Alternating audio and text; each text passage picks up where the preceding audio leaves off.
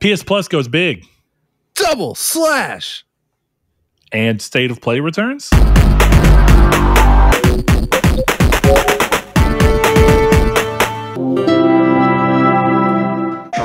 Well, hello and welcome to Triangle Square, the PlayStation podcast. I'm your host, Brett Beck, and alongside me, as always, is one Mr. Chris Figs. Chris, how you doing, sir? I'm doing good. How are you? I'm doing well. If you are new to the show, we hope you stick around and enjoy what you hear and or watch, depending on how you're choosing to consume this. But before we get into an episode that's going to be full of looking at Hogwarts Legacy's long-term support, getting an idea of what you guys think about games as a service on the community level, as well as PS Plus and State of Play coming back around, we're going to start in the time-honored tradition that we always do with this show, and that is simply catching up on what each of us has been playing so we can get good ideas for each other, for things that we may not have seen, and may also put games on your radar or each other's radar. So, with that being said, Chris, as always, I will defer to you. What have you been doing? What have you been playing? So I've been playing a lot more Hogwarts Legacy, probably about 35, 40 hours in. I think the game is really good. I think it's a slog at times, at least if you're going for trophies. Because I've been doing a lot of the collectibles and it's starting to just get, tedious isn't the wrong word, but there's so many collectibles that it doesn't feel like I'm making progress. I don't know if you've experienced that. Oh, you mean like in other games? Yeah, because there's 600 something collectibles, so you'll spend an hour clearing it out and you're like, oh, I got 20 done. You know what I mean? And that's a little painful. Yeah, no, I think that's too much. I mean, there's always that conversation to be had about, can trophy design, I guess the best way to say is, can trophy design make people who do choose to interact with that have a worse time with the game? And I think there's always a balance that needs to try and be made to make a fun but difficult trophy list, at the same time as making sure that going for the trophy list doesn't make people think less of your game. Because ultimately, the trophies is just one more perception point for the game as a reminder in people's heads of how they feel about the game. And that can impact word of mouth to some degree. Not strongly. I think most people would be like, oh, if you're a trophy hunter, this is something you may not like. But there's a couple of ways that can manifest in impacted sales, right? Oh, I'll wait to play it down the line. Oh, I'll skip it entirely because I care about trophies a whole lot. Oh, I won't play it at all. Definitely when you have something like a trophy glitch like they had up until very recently. Yeah. So trophies are a very love-hate thing. We talk about them all the time, and we have that trophy competition going on, and it's fun. But that doesn't mean that going for trophies is always going to make your game shine. Right. I mean, I think there's some argument in my head of well, if this is what you're going to do and people are reacting this way, then maybe it'll... I don't know. I had a whole point and I kind of lost it because I realized I wasn't making much sense. But I think kind of what I'm thinking about is just the fact that a lot of the stuff in there feels like just added bloat. And I wonder if there's an argument in terms of looking at stuff like this of just being like, hey, people are going to go through this, and if you're setting me this goal, right, make the goal feel less tedious, I guess is more my main point than anything else, right? It's like you have to know 600 collectibles, putting it out there so that 10% of your audience gets them all. You would think you'd want to spice that up a little bit, even if you don't expect everyone to go for the trophies. You know what I mean? Well, yeah, I think, the way I like trophies to be best utilized is to push people into looking at specific mechanical ideas or interacting with certain content in the game that they might not do if you didn't push them with trophies. And part of what I mean by that is exploring a whole map and finding more Easter eggs and finding, so not that it was perfect, but I think Forspoken was really interesting because a lot of its trophies were just about exploring the world. And I think that game had a really fun exploration loop because of movement in particular. It doesn't mean that it can't eventually wear on you, but I think that game utilized its trophies to help push you to realize how fun the traversal was. But in part, this highlights another part of the game that you could see as an issue, in that the main story for Forspoken hardly touches the majority of the map. So it's a very big open world, as it needs to be for that type of traversal, but you're only seeing maybe a quarter to 30% of it in the main story, which is kind of cool because it furthers the sense of exploration for going towards the trophies, because you're getting to see things you literally haven't seen unless you are going way out of your way throughout the events of the story. But it sounds like Hogwarts is kind of having the opposite. It's, for the sake of a trophy, it's trying to push you into doing all this extra exploring.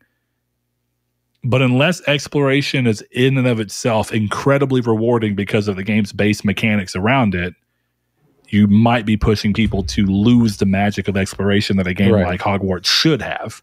You know what I mean? Exactly.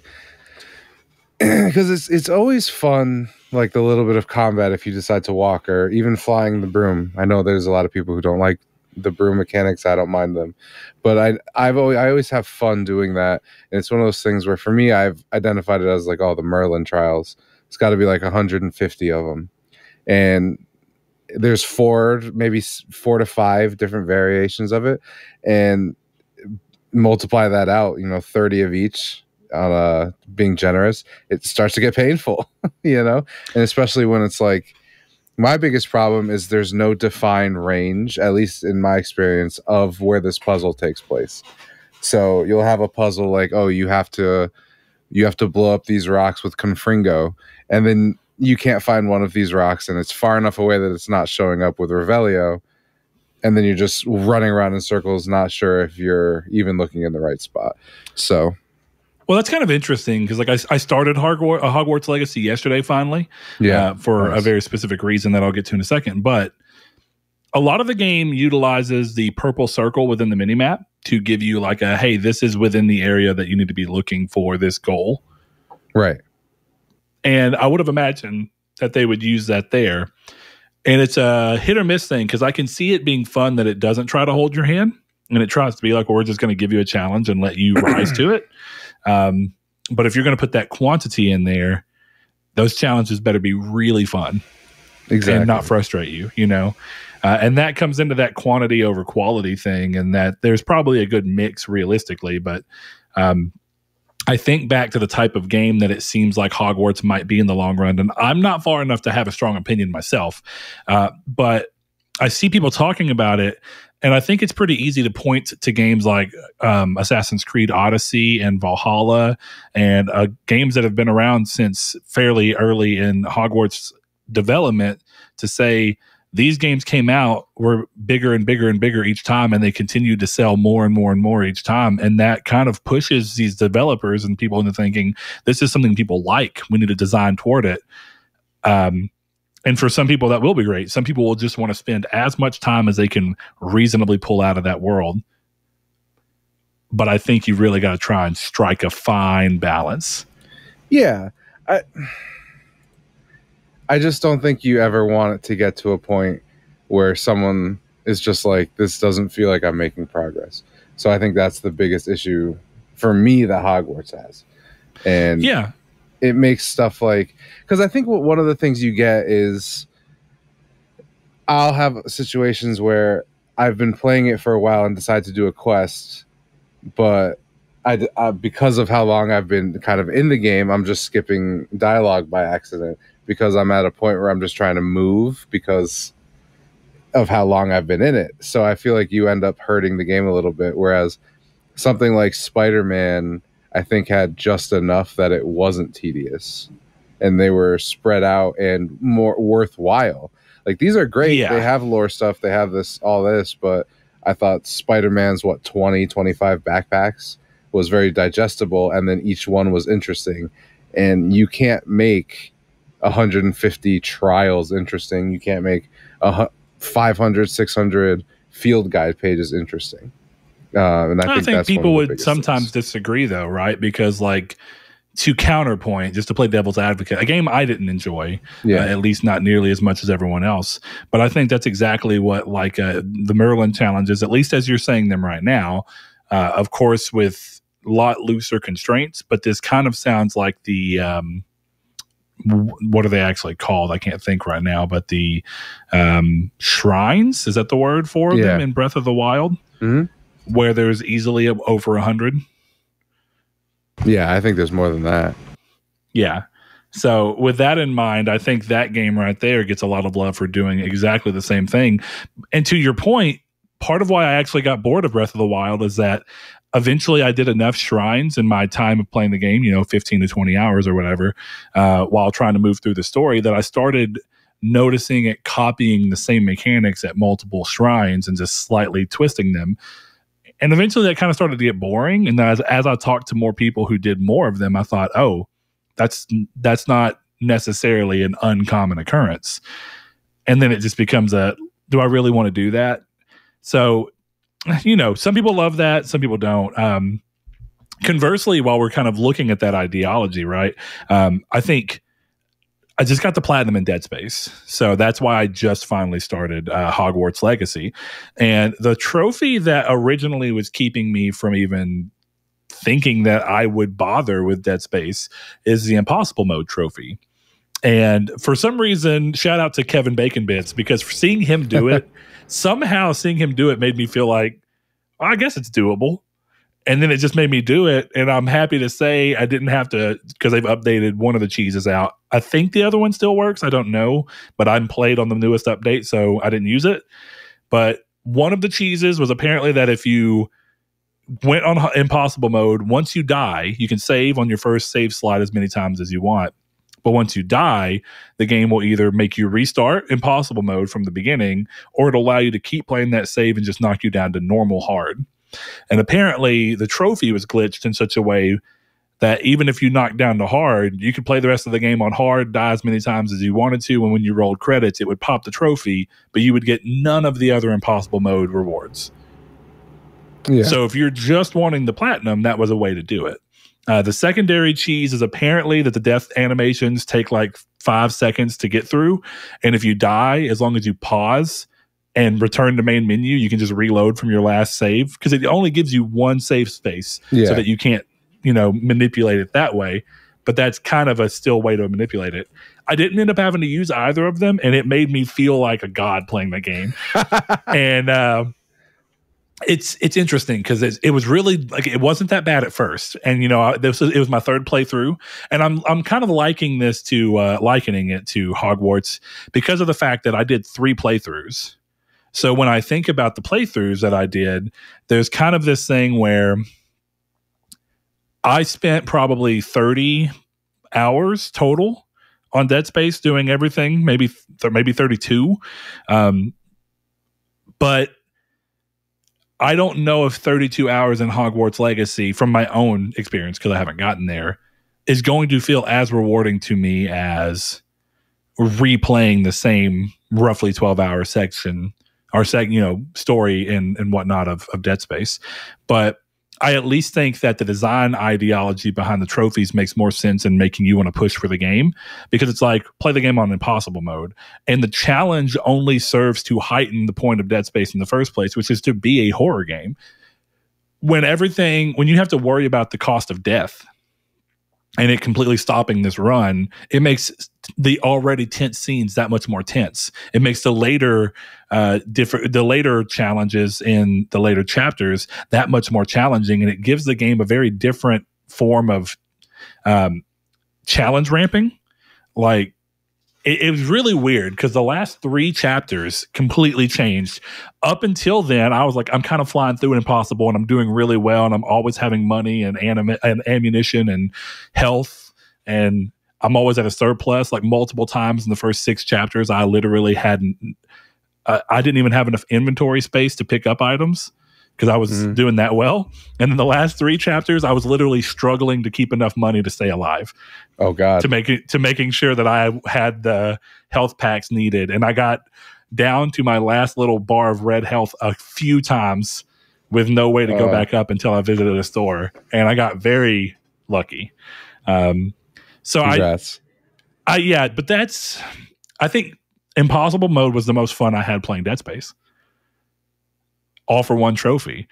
but that's because Dead Space isn't worried. I guess it is. I got lucky, or Chris, you know me. I don't play games with gods.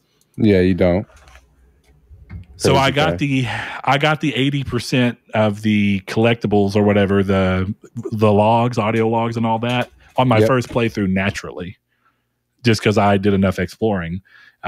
So I guess I kind of got that out of the way, but that's what I feel like Hogwarts should be. It'd be a lot more fun to me if it was like you have to get all the collectibles, but you're probably going to realistically get about 70% of them on your first playthrough, and then it's just cleanup. That can be fun. So that's unfortunate, but it is what it is. So all right, what else have you been playing? Because I know there's one little game that comes to mind. So I've been playing Legend of Dragoon. The Legend of Dragoon. I've always wanted to play it. It's one of those like games I feel like I should have played and never did. Because I started gaming with the OG Xbox, so I didn't have that experience. And I bought it as a PlayStation Classic years ago. So I've tried it on Vita, I've tried it on PS3, and they never stuck. And now that it's on PS5, I've been going through it, and I've been having a lot of fun this time. Really enjoying it. I really enjoy, like we talked about a little bit before the show, I really enjoy the bad voice acting. It's very earnest, and I like that. I'm a big fan of bad, good things. And I'm just enjoying the combat. The story is fun so far.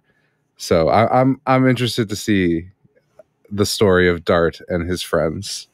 Maybe I'll finally get a platinum in Legend of Dragoon. Be your first platinum this year? I mean, it depends on if you really want. It'll be the first one that I've done entirely this year, because I did get the Pinball Heroes platinum, but I did that with one trophy left. Okay, fair enough. Mm-hmm. That's one I need to add to my list. Might as well, right? Because Dead Space was platinum number 8 for me. Jesus. And inadvertently, it was also my 140. And I think that's a nice capper game. Yeah, like that's a solid one. Yeah, I like that. We've talked about it before, but there's something fun about making your like 10 milestones that much better. But yeah, I'm glad you're liking Legend of Dragoon. Hogwarts Legacy has been an interesting one for me so far, because I think the game is fine. I'm not a huge Harry Potter fan. I'm kind of just taking it as I know some of the things they're referencing and some of it I don't. So I'm just like, this is a high fantasy game that's very magically inspired. And as such, I'm getting, if you remove it from Harry Potter and you're not thinking about that, right? Say you're somebody who essentially knows nothing about Harry Potter outside of the references that people say, like Voldemort or something. I feel like the best way for me to describe this game from a gamer standpoint is that this is Fable 1. And I think a lot of that just comes down to how British the game is. I mean, it just is. But it kind of has that quirkiness to it. And Fable 1 has that thing where you're, as a young kid, taking into the school, the Heroes Guild, and you race through. This is more in depth than that, but it has that kind of feel. Meets essentially Western Persona, where there's like relationships within the school that you want to explore and go through and make time for, but then there's like a main plot of the game that you're actually trying to strive toward. So it's hard to say. And then I think the third game I'd put in would be something like, I get big Red Dead 2 vibes from this game for some reason. From Harry Potter? Yeah, Hogwarts? But I think it's the way that they present the characters in the world. The only thing I'd say that it really misses on, and I don't know why it's so noticeable to me, but most characters, their eyes are very expressionless, and it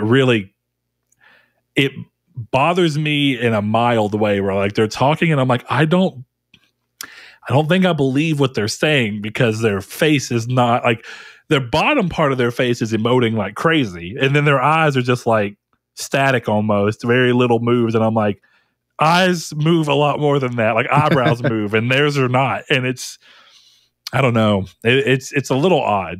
It's something I can easily get over because it's a very large, dense game. It is a little weird though. It is a little weird. Ah, well, Chris, speaking of all these very long games that you're playing, Hogwarts Legacy and Legend of Dragoon, hate to tell you, that was originally it was a multi-disc PS1 game. So, my oh my, as you know, that means it was long. But we have a question. It comes from one of our listeners, Yuna, who says, how do you guys determine when to take a break from your game? And a couple of examples they threw out are controller charge or headphones needing charging or anything like that. So, Chris, when you're playing a game for many an hour, how do you personally determine that it's time to take a break and move off? Basically, I'm asking you, how unhealthy of a gamer are you? Oh, incredibly unhealthy, because the time that I stop, like if I have a day off, like I'll go do stuff, like I'll go for a walk, but like 90% of my day is just me sitting here chilling playing games, unless I'm with my girlfriend. So like by the time I stop playing is when I'm like, I need to stand a minute and go walk around, or I need to go to bed. It's one of the two. So how long on average do you think it is that you go, I need to stand and walk around a minute? I don't know, maybe like an hour or two. You know? I mean, that's pretty good. Yeah. I don't usually get to play that long, but I feel like that's you know what I mean? Occasionally I get to play for a long period. Usually 2 hours is like what I'll play in a day. Well, it depends. It's what I'll play in like a single setting. Because like I play games at lunch almost every day as long as I get a lunch. Yeah. So I'd say total every day, I'd probably, if I'm lucky, I'll play like 2.5 to 3 hours of games most days. But Sunday, I woke up later because we went and saw friends, and I didn't pretty much play games very much at all on Saturday. So Sunday, I decided I wanted to be lazy, and I think I woke up at 9:30, went and got breakfast, came home, played Dead Space until 6. We left to go eat Chipotle like 4:30 or 5-ish. And then came back and played till like 7, actually. And then we went to my friend's house. And then I came home and played for like 2 more hours. So that was like quite a long day. And that was a good example of my controller was dying because I'd been leaving it off the charger dock the last few days for some reason. And I was like, oh, I've been playing games for like 6 hours. I probably need to move, leave, and do something. So, yeah, I don't have a surefire way. Part of it is because I have a wife and a child. So my kid will be like, hey, I want to go skateboard, which I've been teaching her how to do, which has been fun. She's nice. 7, so don't get your hopes crazy up high. But she's sticking with it so far. Knows how to push on her own without having to hold on to anything. She doing any sick kick flips? Oh, you know, that's what she wants to do, I'm pretty sure. Because the only other thing I've shown her is how to pop your board up and catch it. Whenever you're done. Sure. And she thinks that's the coolest thing in the world. She's super inconsistent at it, but when she does it and she catches it, she gives me a look like, yeah, bitch. What the, yeah. It's like her confidence goes through the roof. And it is a cool, you know, like you take it for granted when you've done it so long throughout your life. So the next thing I'm trying to get her to, which takes some time, is the run where you kind of skid the tail and you run and then you jump on the board to get your momentum going instead of pushing immediately. Because she's always like, how do you do that? I'm getting her there. Slowly but surely. I like that. Yeah, so I take breaks often because of a kid. I guess that would be how I determine to take breaks. She'll come in and say she wants to play Uno, or she wants to play Barbie, or she wants to play school, or she wants to go skate. So Kyrie runs my life. That's all you need to know. I mean, yeah, that sounds about right as far as I know about children. It's kind of what you're supposed to do when you have kids. There you go. Successful. So fair enough. All right. Before we get into the community's take question, where if you are new to the show, you may not know, it is where in the previous episode, we find a question that we pose to you guys in the community and let you guys give us feedback that then we read out loud on the following episode. There's multiple ways to be part of that, but we'll get into those in just a minute. First thing we want to do is late last year, we had decided to set up a MetaCritic draft between Chris and I, and we've got some updates that be had there. So Chris is coming in incredibly lucky at the beginning of the year. Lucky, he says. Currently, well, lucky for one reason. Currently, no game you have chosen has been pushed out of 2023 at a confirmed level. Facts. We would be a lot closer if it wasn't for Lost Soul-Aside. That's true. Okay, so with that being said, Chris's 3 games are Persona 4 Golden, sitting at an 86 currently, Like a Dragon Ishin, sitting at an 82, and then he called Metroid Prime Remastered as soon as they announced, before it was time to get any form of review, which we made that rule that you could do, and that sits at a 94. I selected Hogwarts Legacy, which is at an 84, Forspoken, which is at a 64, Dead Space Remake at an 89, Octopath Traveler 2 at an 84, Atomic Heart at a 71, and Lost Soul-Aside at a 0 due to being pushed out of 2023 entirely. Brutal. So I was too bullish. That's the problem. Too bullish twice. Yeah, right. Well, here's the thing. I'm assuming you're talking about Forspoken. I am talking about Forspoken. And that is fair. But as I chose it, I said, this feels risky. Oh, yeah. And it was. It was a clear risk, yes. Yeah, as we were talking about right before recording, the problem that I'm having right now is that both of the games on my list that are not in great position as far as serving me point-wise are Forspoken and Atomic Heart. Mm-hmm. And I very much enjoyed Forspoken, and Atomic Heart looks awesome. I've watched a few reviews, and it looks fantastic. But it doesn't matter what I think. It matters what the reviewers that I tend not to care about think. And I don't know why I ever agreed to do this in the first place, but it's just fun. Yes. So with that said, Chris currently stands at an average points total of 87, and I stand at an average points total of 65. As the year goes out, we will occasionally update that as a lot of games hit the list. I have gotten a lot of games in the last 2 or 3 weeks, so it's been very interesting. I've got a couple coming in the next few weeks, so. Yeah, that 0 pretty much ensures that I will still just be in the 60s no matter how well Dead Space did. Well, you got to hit like maybe 1 or 2 more games. You're getting hurt by Atomic Heart and Forspoken. Those are some brutal. Like Lost Soul-Aside, you could have absorbed if you hadn't taken those, you know? Yeah, no, you're right. Well, but I would still be in the low 70s at that point, but it would not be that bad. That's fair. It's okay, Chris. It's okay. With that being said, we are going to move into the community's take. Like I said, if you want to be part of that, you can find us on social media if that's what you like to do by heading over to Twitter at Triangle SQRD. You can find us in Facebook. We have a group there called Triangle Squared, a PlayStation podcast. If you ask to be entered in, I will gladly accept you, or one of our great mods will. And lastly, you can find us on our Discord, which is always linked in the description below, whether you're watching this episode on YouTube or listening on your podcast service of choice. With that in mind, we always reach out on Sundays. Depending on where you are, that could technically change.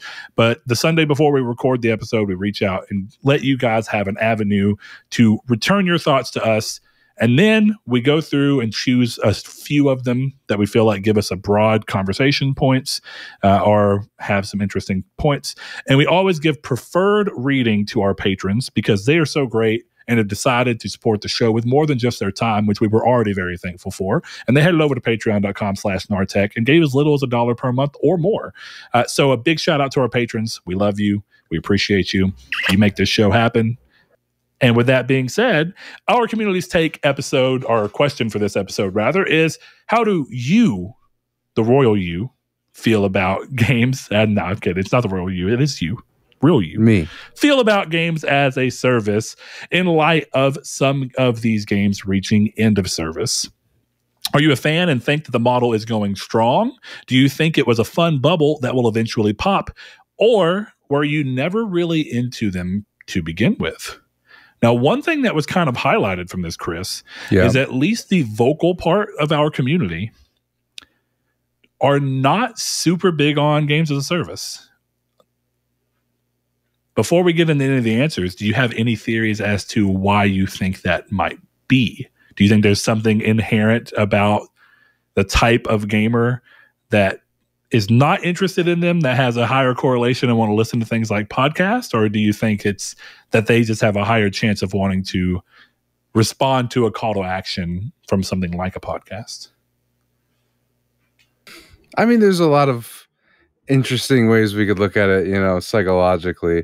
I think it's just a lot of people, maybe they have a games as a service. I feel like people either have a games as a service type game they don't really feel as a games as a service because it's kind of a negative term, and you don't put something, you don't associate a negative term with something you love. I feel like a lot of the times, right? Like, I don't think of Apex as a games as a service in the same way I think of Avengers as a games as a service, even though they both are. So there might be part of that, right? So when I'm asked, how do you feel about games as a service in a negative light, especially talking about the news last week, I would think about Avengers, not Apex. So that may be part of it. But I also think there's just the aspect of people who play those games, like, only play those games. So I feel like us doing a more general podcast instead of a Destiny 2 podcast is probably why we have less people in our audience who are committed to a games as a service. I think that's fair. One other thing that came to mind when I was thinking that through is that we are a PlayStation-focused podcast, even though we talk about everything as we see fit. But with that in mind, I think Xbox tends to have more games that are first-party that fall under that type of game. And Xbox has always been known more for multiplayer in most games, or really games as a service in general, as a multiplayer-focused subgenre. So with all those things together, I think us being PlayStation-focused, and that meaning most of our listeners are going to be people who are fairly PlayStation-focused, are going to more than likely be people who have not really gotten super into games as a service because of the fact that at that high level of the people that are enthusiasts that listen to podcasts, most of them who love PlayStation are going to be more oriented towards single-player games. Yeah, I would completely agree.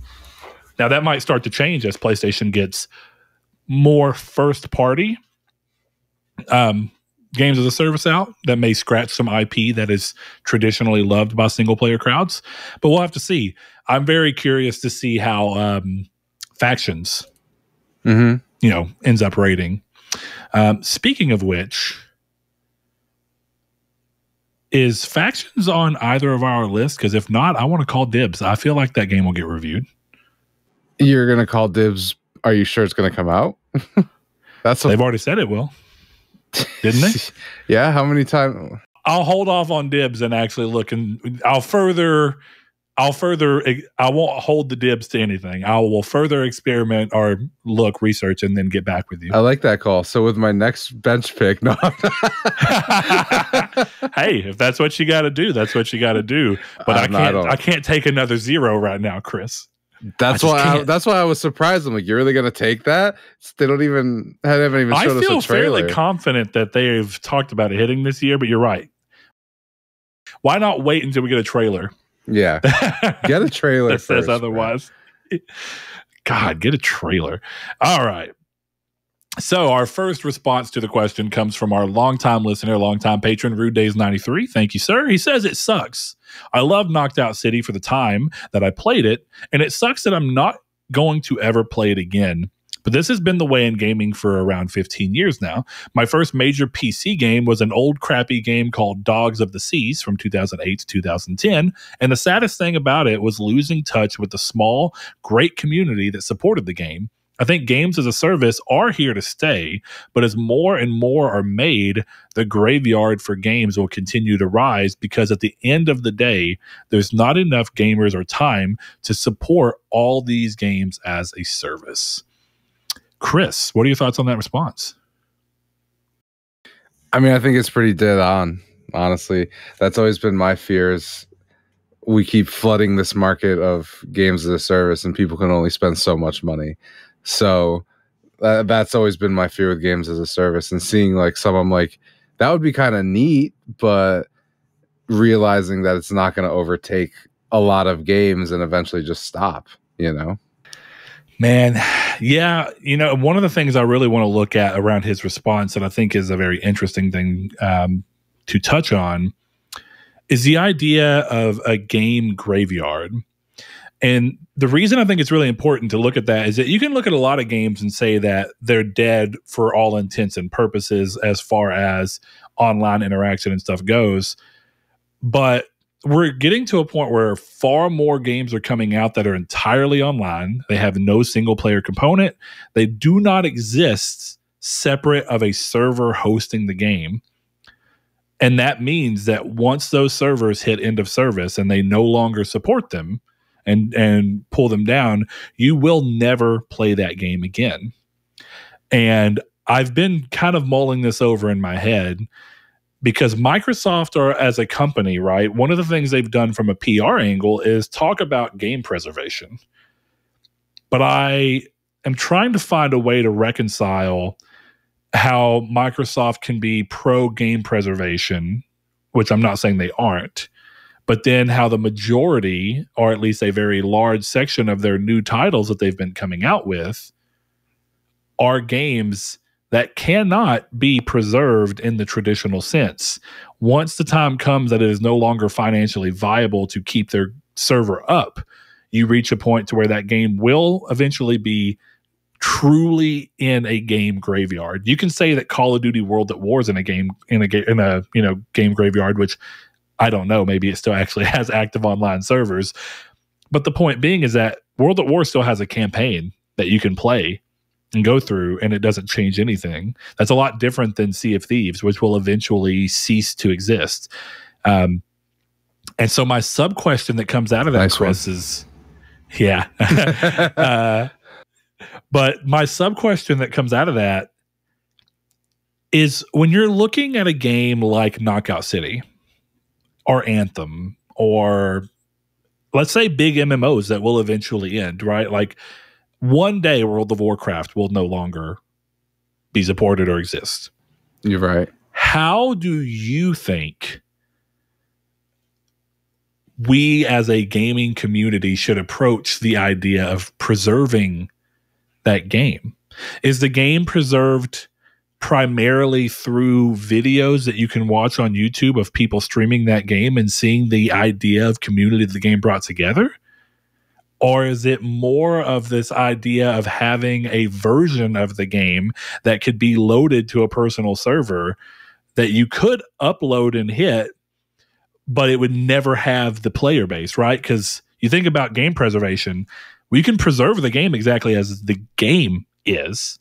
Mechanics are in there, the world is there, the graphics are there, the enemies are there. But if you're the only person in that game, you were missing 70% of what made that game.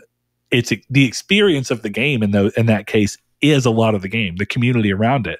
So if that's gone, even if you preserve the actual code and get a way to make it run, have you even preserved the game? Well, first off, it's funny because my controversial take was that game preservation now is living on YouTube for all intents and purposes. So that was kind of my first thought. Okay. And you kind of more reinforced that, because at a certain point, like, is Apex without the 60 other players in the map? Like, no, right? Like, it's not. But we're at a point now where game preservation is it's impossible, right? I will never play Season 0 Apex again.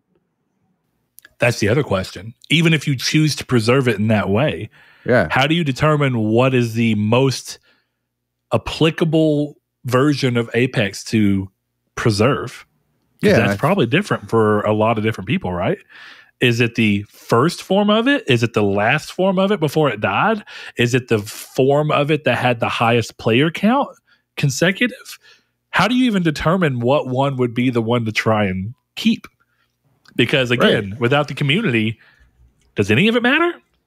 Because at that point, the question is, okay, so is game preservation in this sense having a build of each season of Apex stored in some national vault, right? Is that preservation? Yeah, but if you can't play with the other 60 people, does it matter that I can put a sniper scope on a wingman in Season 0? Which is a pistol, if anyone's wondering.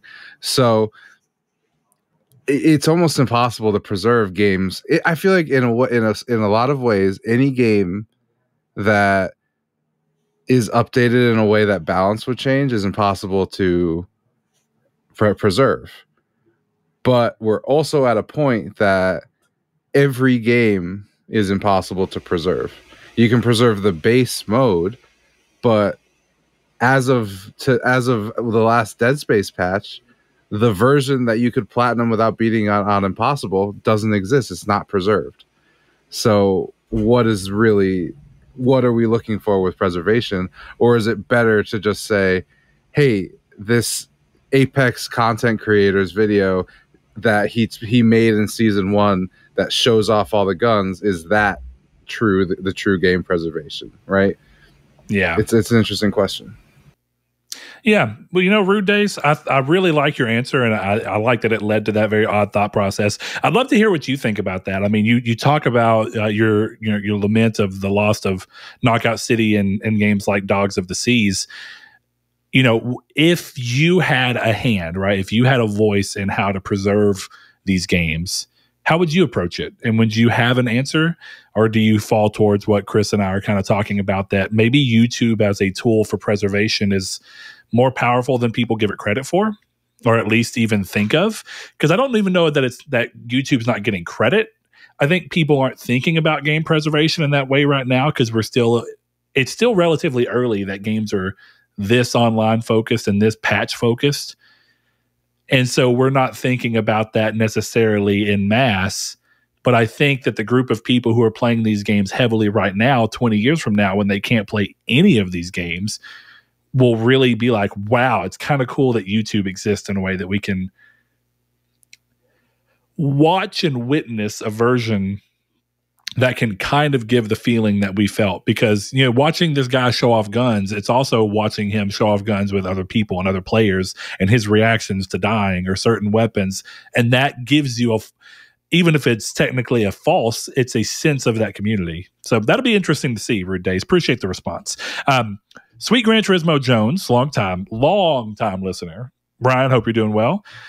Jealous of your new setup, or at least the thought of a new setup. I got to see it. Then I'll determine how jealous I am. But he says I could rant for hours. I have no problem with them ultimately. There are just too many variables to consider when talking about them generally, especially for Twitter. Brian, I would love to have a longer, in-depth talk with you about that, because I do know that you've loved plenty of the style of games, right? You've loved The Division. You seem to have quite enjoyed Destiny 2. And then you seem to be one of the people that kind of lamented the fact that Red Dead Online wasn't really getting the same type of treatment that Grand Theft Auto Online had been getting. So I'd love to hear your thoughts on those, because some of the other games I know that get seasons that you interact with are games like Mud Runner and Snow Runner and all those type of games, but they still exist without those seasons in some capacity, don't they? So yeah, I'd love to get your thoughts on that.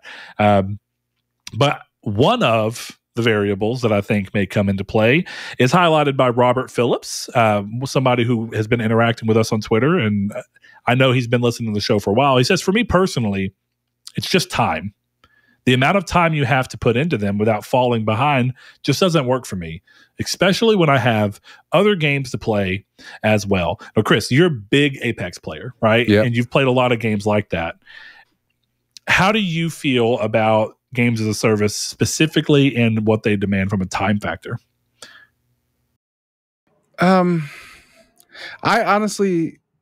guess I wouldn't even say Apex is a good example. Because I don't think Apex requires any time, right? Like, I was forced. Okay, force is aggressive, but it's what I'm going to use, right? I was forced to play 150 hours of Destiny 2 to be able to get the trophy that I needed for the platinum. I'm not forced to play any games of Apex ever, right? Unless I don't want to miss out on battle pass challenges or event stuff. But I don't have to play it for my next game to not go like shit. Whereas in Destiny, if you don't have the God rolls sucky wucky sniper rifle, it's over for you. You know what I mean? So It's kind of and two that's just on different the setups. gameplay level, right? Not even on the lore level that games like Destiny operate within, where if you choose to skip a season and jump back in the next, your context for what's happening and why is severely hampered. Mm-hmm. Yeah, because I think that's a really good point. Because, like you said, it's not that the game forced us; it's that the way the trophy operates. Going back to trophy design, the way the trophy operates, the only way for you to get it, and they may have brought back a prestige raid finally, but at the time, the only way to get it was to do Grandmaster Nightfalls, which you can only do when you've reached a light level that is well beyond the max light level, which means you can only get there by leveling up this seasonal item that gives you excess light level.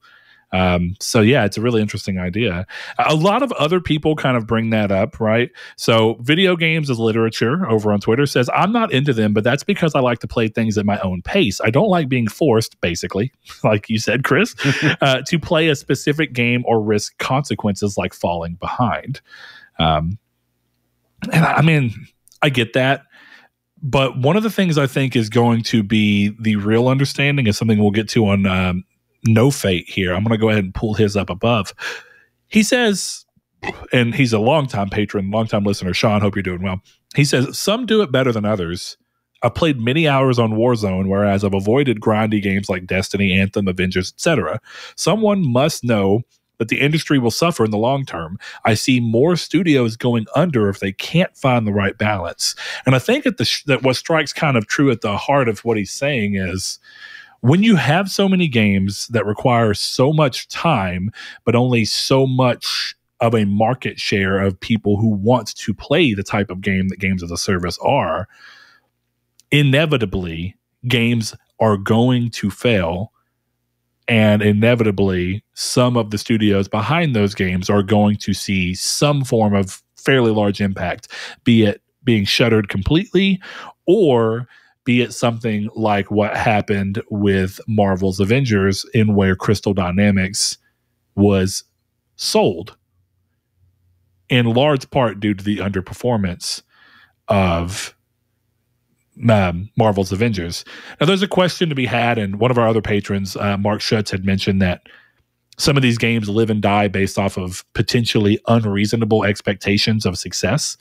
But, you know, it's kind of how it is. But, Chris, I noticed that you tend to not really play multiple styles of games like that at a time. Is Apex the one you go to because it does feel like you can drop in and out, as opposed to games that are, you know, more meta heavy in a sense? Because I mean, would you say Apex has a meta? Yeah, that rotates, right? Yeah. With the seasons, right? 100%. Like I mean, it rotates with the patches, right?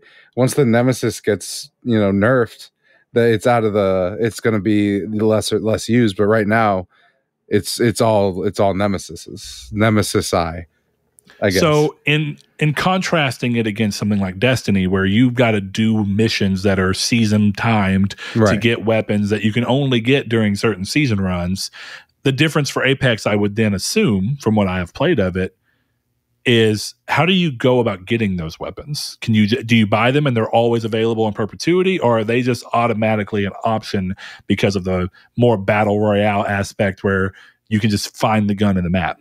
Oh yeah, you can just find the gun in the map. You drop in with nothing in Apex, so that's what I thought. New gun, but I didn't know if there was a version that had a loadout of sorts. You know? Yeah, no.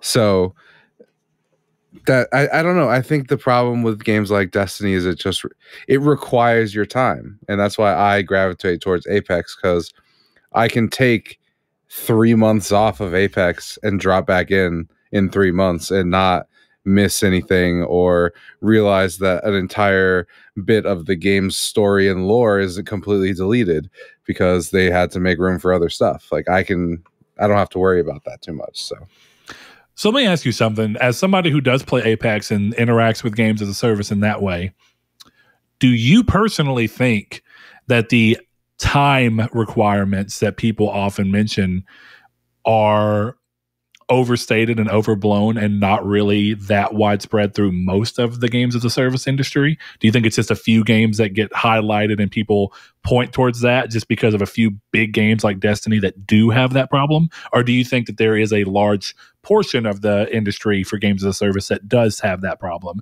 and Apex is one of the outliers? No, I just think it's the type of game, right? Apex is a specific type of game that I don't think you could really get away with what Destiny does. Destiny is a story. Destiny is an MMO for all intents and purposes, where Apex isn't. So I just think it's more the type of game than anything else. Yeah, because I think back to like one of the few games as a service that I've actually gotten quite, into on multiple occasions and then get out of and come back into without a problem is Sea of Thieves. Mm-hmm. I love that game. We talked about earlier how that game will eventually cease to exist, but realistically, I cannot play that game for a year and then go back and have a great time because things are introduced and there's new things. But as of yet, no content has been pulled. There's no story really related things. I mean, there's time things. Like, I don't know if the Pirates of the Caribbean missions are still in the game. So that might be one example. But yeah, for the most part, I don't see that as a problem. We got one more quite long answer, but I like the level of detail they go into in describing why they feel the way they do. So last one comes from our patron, Derek Porter. He says, I'm glad to see it go. At first, it was a cool idea. Release a game with some content, continue to add to the experience through seasons or updates, keep the fan base interested in the game for a longer period of time. However, as far as I can tell, it seemed like there was one main problem. The games would often feel incomplete or short, leaving the gamer eager for the next season/update just to get their money's worth. Then, for those that enter the game late in its life cycle, they are playing catch-up to have the same experience as those that bought it day one. In the end, it just feels like an experiment in putting out games that really weren't complete. Get a game experience that is about 75% of what they envision, while still getting 100% of the purchase price, then slowly insert the remaining 25%. That's really an interesting one, but I do think that this seems to be more pointed at the strongest examples of this, which are games that are straight on basically MMOs like Destiny, games that are still probably not MMOs, but they're closer to it, like the Division, which I could argue that Division is probably just as much of an MMO as Destiny. I think just Destiny wears its MMO heart on its sleeve a lot more these days than the Division does. And games like Warframe. So I think this is kind of speaking to what we talked about, Chris, where I think there's a few examples that strongly paint people's opinions and create a feeling that can be easily and accidentally applied to a industry at large that is not necessarily a fair representation. That doesn't mean it's not okay to not like games as a service or want to see them at least lessen in popularity, in part because, like Rude Days talked about, you don't want to see games that you love eventually become 100% gone. But I do think that one's interesting because there's truth in this, but it's hard to view this statement from my perception as indicative of the majority of that industry. As much as I don't really deal with that industry, I can hop into Trials of Midgard right now, and I will have missed nothing because they add content, but it's a very gameplay driven game that you run into, and it's like a roguelite, just like you're kind of seeing with Apex and like you see with other games that are the same.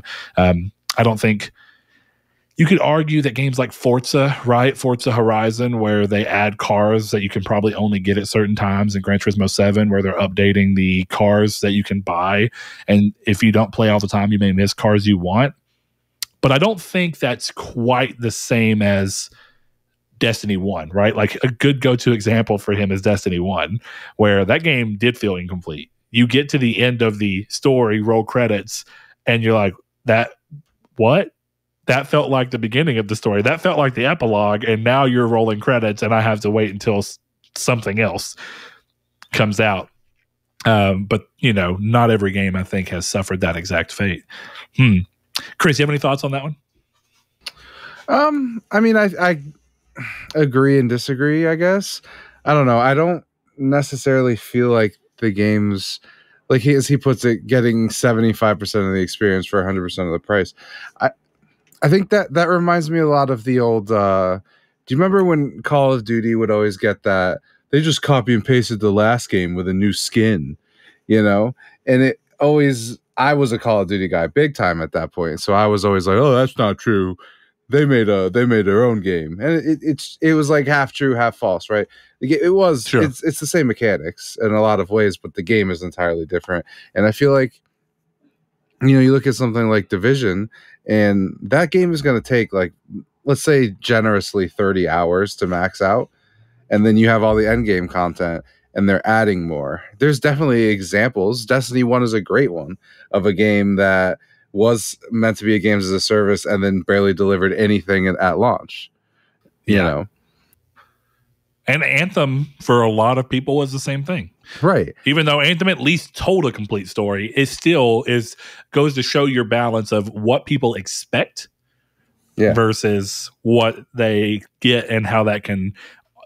I guess all I would say is that the way that Derek speaks on this, and I understand why, is that this happens all the time and they get away with it because the games are successful and they just get to do it anyway. And yeah, Destiny ended up being a huge success. But I don't think it was always understood that Destiny wasn't going to fail. I think that even they knew that, because if it wouldn't have been for the Taken King expansion, I don't think Destiny would still be around. I would agree. And then I think when you look at games like Anthem that didn't even get the chance to do the same thing, Anthem was deemed not enough game for the price and for the type of game that it was. Therefore, Anthem still exists, but only insofar as you can play the last version they updated. And eventually that will fall by the wayside as well.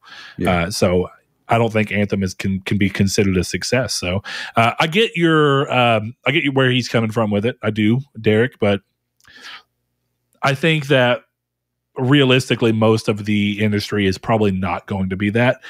But I would also argue that as far as games as a service as we know them right now, that aren't realistically just MMOs in disguise.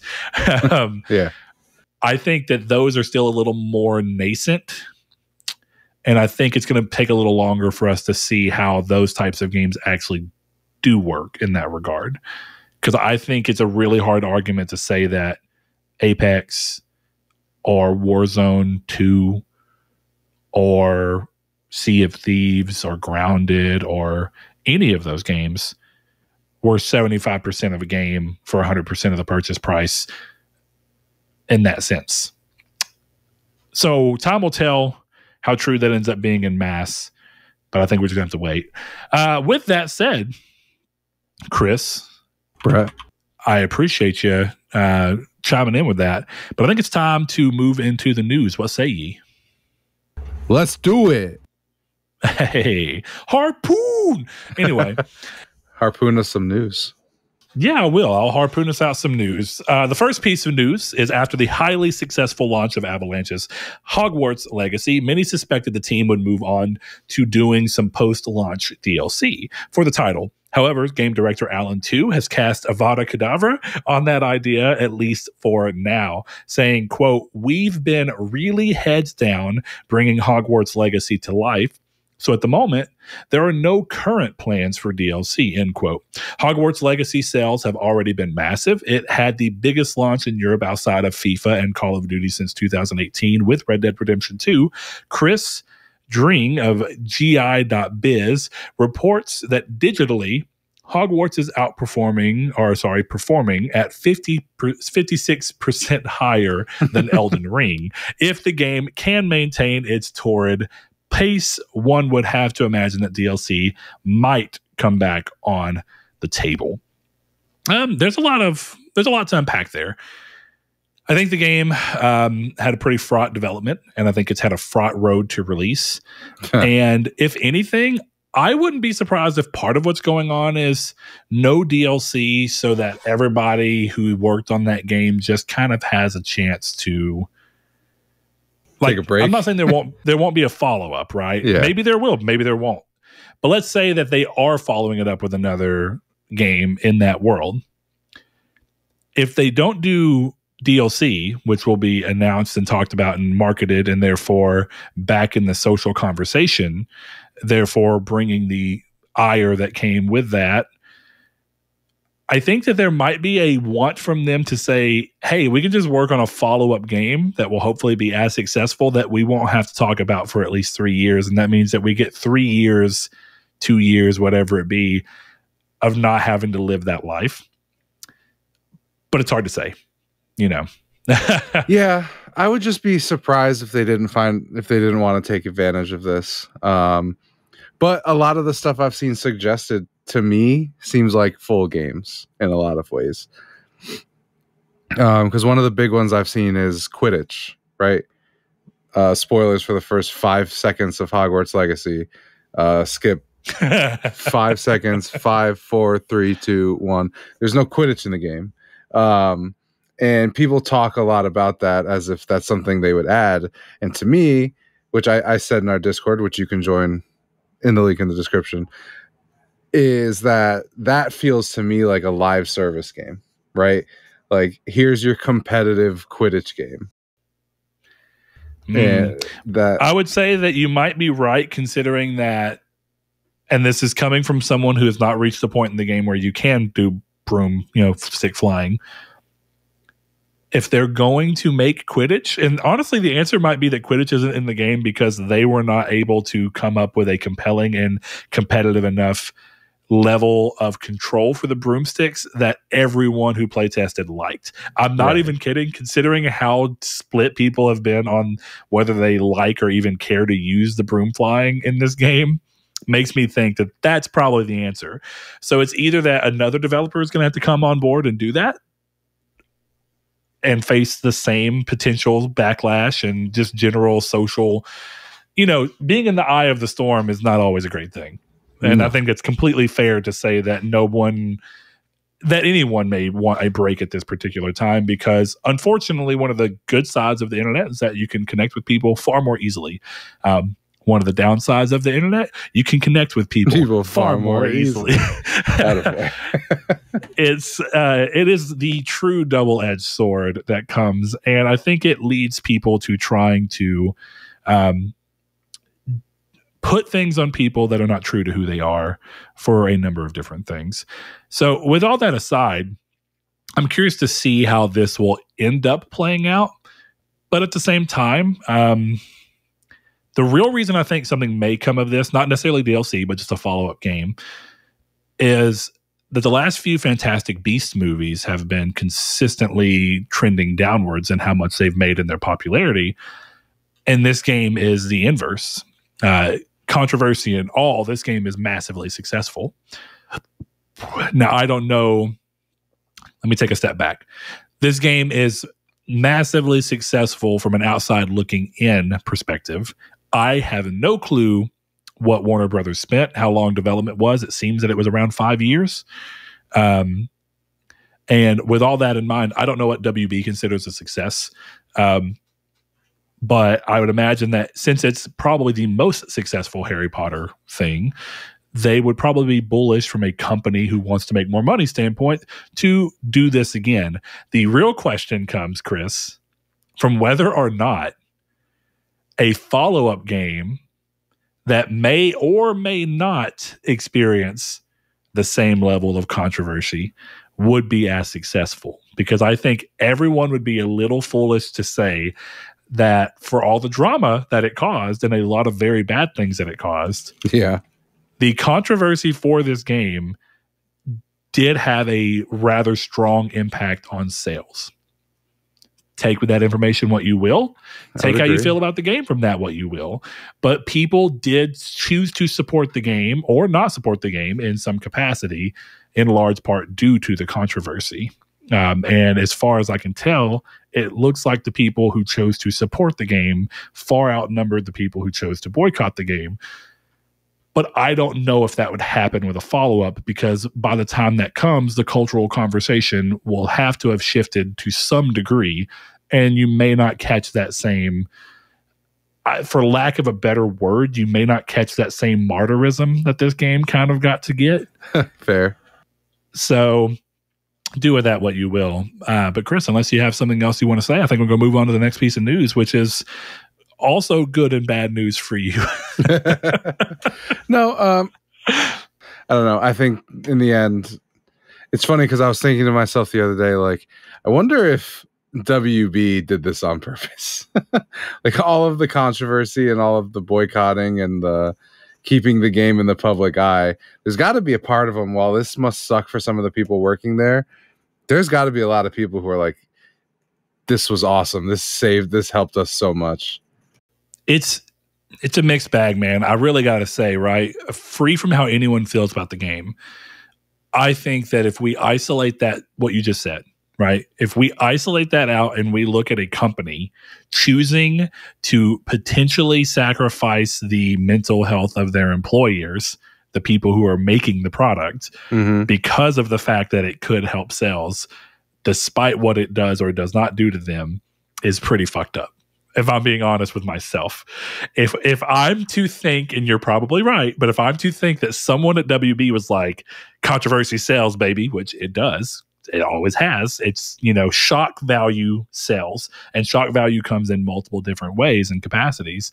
I would be really disappointed to hear that part of what happened was basically fed into in an effort to increase game sales, regardless of what it may have meant for the mental health and or potentially physical safety of the people who are working on this title. But that's the unfortunate part of capitalism sometimes. Yeah, that's a fair point. But I guess I gotta wonder, like, I feel like if you're working on something J.K. Rowling adjacent at this point, you know what you're in for.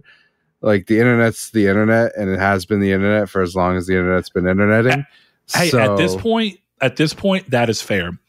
The argument against that would be that if this game did start development 5 years ago, 6 years ago, the people who chose to work on this game and do that did not know that going in. For sure. And they could not make an informed decision because that's not where the internet or society or anything was when they chose to sign on necessarily. I can't say that with absolute fact, but it does make whether or not this would happen again even matter. Like, maybe a significant portion of the development staff would not want to return for a second game because of a multitude of reasons. Maybe their own opinions on Rowling, maybe their own opinions on what happened throughout the development process of the game and the, fervor around it. There's a lot of ways that people could choose to or not to come back, in large part just because of the 6-year period from start to finish.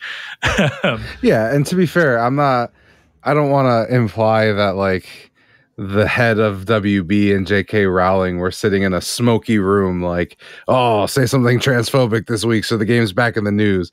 Like, I don't think that's what's happening. I just think that you would hope not. You would hope not, but you would think that if that is, then maybe the Illuminati does exist, and that's what it is. I'm just throwing that out there because that is insanity. If that is truly what leads the decisions behind things, then we're all wrong to begin with. And yes, we should boycott everything. Fuck everything, and we're done. But I do think that there's a lot of there must be people who are like, this sucks, but our bonuses are going to be fatter than they were going to be before.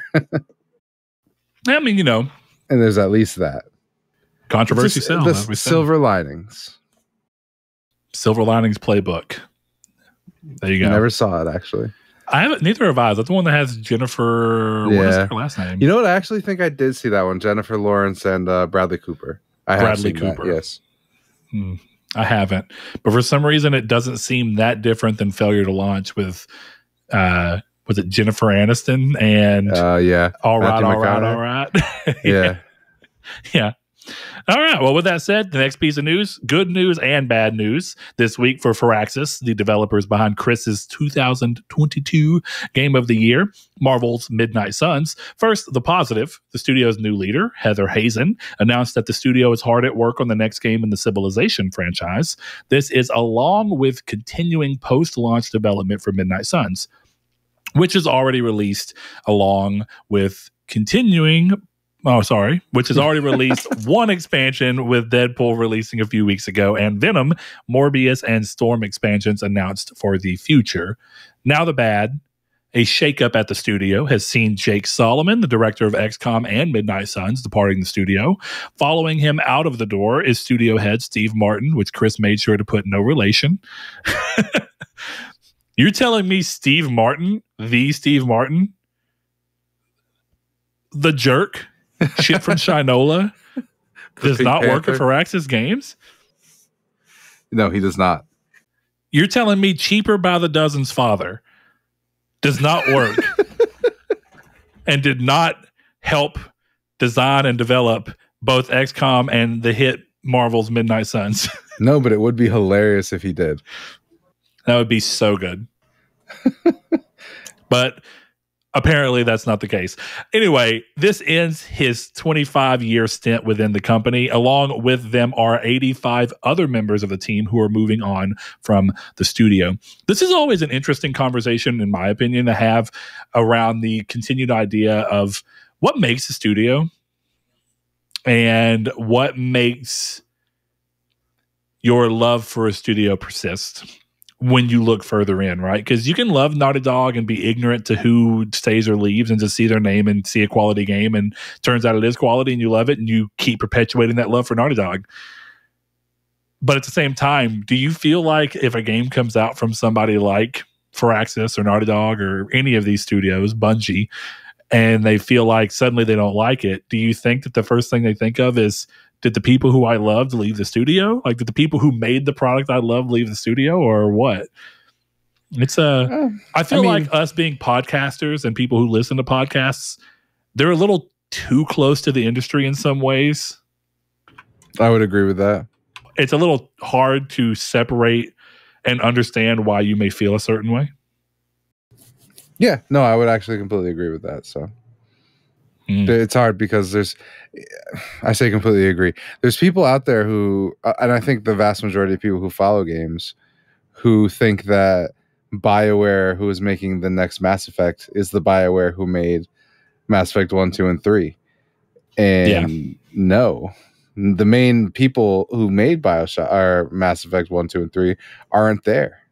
But it's BioWare, so I think a lot of people are comfortable being like, oh, they're returning to the franchise they know. And it's like, nah, those dudes are gone. Yeah, and you know, part of you wants to look at this and say, like, the people coming into Firaxis, you would hope would be people who already had love for Firaxis, and therefore the spirit of the studio will live on, even if the people who originally made up these things may have left. It's hard to know if that's true, though, you know, because I think, like, there's been quite a big development shakeup or a developer shakeup at like Sony Bend, post Days Gone, and the reality has to hit at some point that like the Sony Bend that made Resistance, Retribution, and the Siphon Filter games that I love so much, and Days Gone and Uncharted Golden Abyss, most of them aren't there. And that studio's decision-making process and the people who do those things and creative leads and whatnot aren't there. That does not in any capacity mean that their next game will be bad, but it does mean me being a little too close to the studio means that there's a little bit of trepidation for their next title, because a lot of the drive behind a game like Days Gone that I did love is not necessarily there. So it's a weird thing. So for you, as someone who loves Firaxis, does this are you feeling some type of way about this, Chris? How does that make you feel? This would be your therapy session. It sucks, right? I really enjoyed Midnight Suns, so seeing the guy who directed it leave sucks. But then you also wonder, like, maybe him leaving will help some of the stuff that was really boring about Midnight Suns, like how I skipped the entire story and every single piece of dialogue in that game because it sucked. Yeah. So there's positives and negatives with everything. Yeah. All right. Well, we're going to go into the next piece of news here, and this one's going to be a pretty big one. So PS Plus, if you have not seen, has decided to do pretty big stuff for February and seemingly moving forward, kind of showing what I would say is Sony's commitment to this new style of PS Plus that they're doing. And it brings with it one very interesting addition. So the February PlayStation Plus game catalog and classics catalog titles have come out. We already knew what the February big games were for the all tiers, but specifically the extra and premium tiers have brought with them Horizon Forbidden West, which is the first time we're seeing since this service has popped a large, big AAA first-party title hit the service. The Quarry, Resident Evil 7 Biohazard, one of the games that was on the, and still is up until they get rid of it, but was on the PS Plus collection. Outriders, Scarlet Nexus, Borderlands 3, Tekken 7, and The Forgotten City. Now, premium members are also getting, of course, access to a couple of new games. And those are The Legend of Dragoon, as Chris has been playing. Wild Arms 2 is another PS1 classic, and Harvest Moon Back to Nature as yet another premium classic. Now, there are other games within that, but I think one of the big things to look at here is that we are seeing a year out from release, pretty much to the date of its anniversary almost, a first-party, very highly anticipated, very expensive game that fits Sony's our games are too expensive to take that risk. And we're seeing 1 year out come to the new service for PS Plus. So this is where we can start looking at, I think this game could be, and I'll be curious to see what Chris thinks, but this game could be indicative of how Sony intends to combat Game Pass on their own terms. And this game could be indicative of how long we have to wait for most first-party titles before they hit the service. So there's a lot of big games here, and I do think this is a big blowout month, and I think that they were smart to do it this way. But the real games that I think were big here are Horizon and The Quarry. They're both the newest titles on this list, and Horizon is a very large title. Chris, what are your thoughts on Horizon hitting? And do you think that it impacts how you think people will view PS Plus, as well as if Sony will keep this cadence up of about a year out hitting PS Plus? I mean, I think it's definitely interesting that Horizon's already there, but I have a feeling that Sony won't keep the cadence so that it's unpredictable, right? Because I don't think they would want people to be like, okay, like if God of War comes out on the 1 year anniversary, right? Or at least close to the 1 year anniversary. I don't think Horizon's in that window yet. But if people can expect, okay, shit, God of War came out in November, Spider-Man just came out, I'll just wait on Spider-Man. So it wouldn't surprise me if God of War was a year and a half, 2 years, and then, you know, maybe something smaller like Ratchet and Clank, which obviously it's past this, but 6 months after Ratchet and Clank comes out, it had been on PS Plus, you know. So it kind of the game to game basis, depending on where they feel, you know, if they feel they can squeeze more sales out. So I think that's fair, but I also think a year is a reasonable thing to say. For the most part, any tail we would have had is going to have hit for at least for their single player games, right? I think I'm still very curious to see how their games as a service title will interact with PS Plus. If I had to bet, Factions will be like a PS Plus premium for free, you know, and then $30 for everyone else kind of thing. See, but will it? Or will it just be a free-to-play title? I genuinely don't know. And that's the curiosity around PlayStation. Like, you know, if PlayStation looks at Game Pass and says that Game Pass is untenable for what they spend on these types of projects in their first party, then you would think that Sony would be pretty resistant about wanting to go to a free-to-play direction. I think that they would still try and say, listen, you're getting a Sony first-party AAA games as a service, which means that you're getting Sony first-party AAA quality, and that comes with the fact that we want our game to be supported out of the gate by money so that we can continue to make this type of game and this product at this level. And then I think the question has to come, can Sony do that at a successful enough rate for someone to go, wow, this and this type of game is so much more than what Call of Duty, and Call of Duty is not a fair comparison point. I'm not even going to continue to make that one. But maybe, is this a better standpoint than what Grounded was. Like, how much of a quality jump is it going to see over Sea of Thieves? And it's a real big question because we haven't seen any of them hit. So we don't really know. Is Factions going to have a really in-depth story that it plays out? Or is it going to kind of be a faux storyline that kind of plays out in a slightly more sophisticated manner than we saw in The Last of Us 1 on PS3's Factions, where you saw little things happening to your group of people and it would reset occasionally, you know? Yeah. I don't know. It'll be interesting with Factions for sure. I could see it going both ways. I could see it as like, okay, we're going to use this to buttress PS Plus Premium, and then everyone else can pay. Or I could see it being like, hey, we're going to put the deluxe edition upgrade as a free PS Plus thing, but everyone else, it's a free-to-play title and you get the base game. That would make sense to me. They already do the PS Plus DLC for games like that, so it would make sense. Do you think they'll do what like Xbox did for Halo, where you get Game Pass drops if you're a Game Pass sub? You'd think okay, so. We're going to give you double XP. We're going to give you some season pass level skips or whatever. I would think so, yes. Yeah, that'll be interesting to see. Well, that comes with a question from one of our listeners, though, one of our patrons. Jehudi MD, longtime listener, longtime patron. He says, do you think that services like Game Pass and PS Plus will continue to push players to not purchase games anymore, or at least be very selective about their purchases? What are your thoughts? I mean, speaking for myself, I'm still buying games too much, so it hasn't affected me. But I think that's always been the Game Pass argument, right? Is, oh, if it's not on Game Pass, I'll wait because it'll eventually show up there.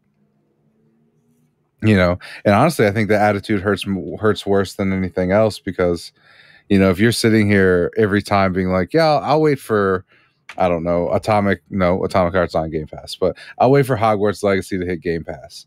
Then maybe by the time you would have been done waiting, there's 6 more games out that you want to play. So in both ways, it kind of hurts. It's like you're not getting a sale because someone's waiting, but you might not get that sale down the line because they've moved past needing to play your game or wanting to play your game. Yeah, and you know, that goes back to that business versus artist thing where I think to some degree, I think people who create, they want a game to sell insofar as it may impact their ability to make money.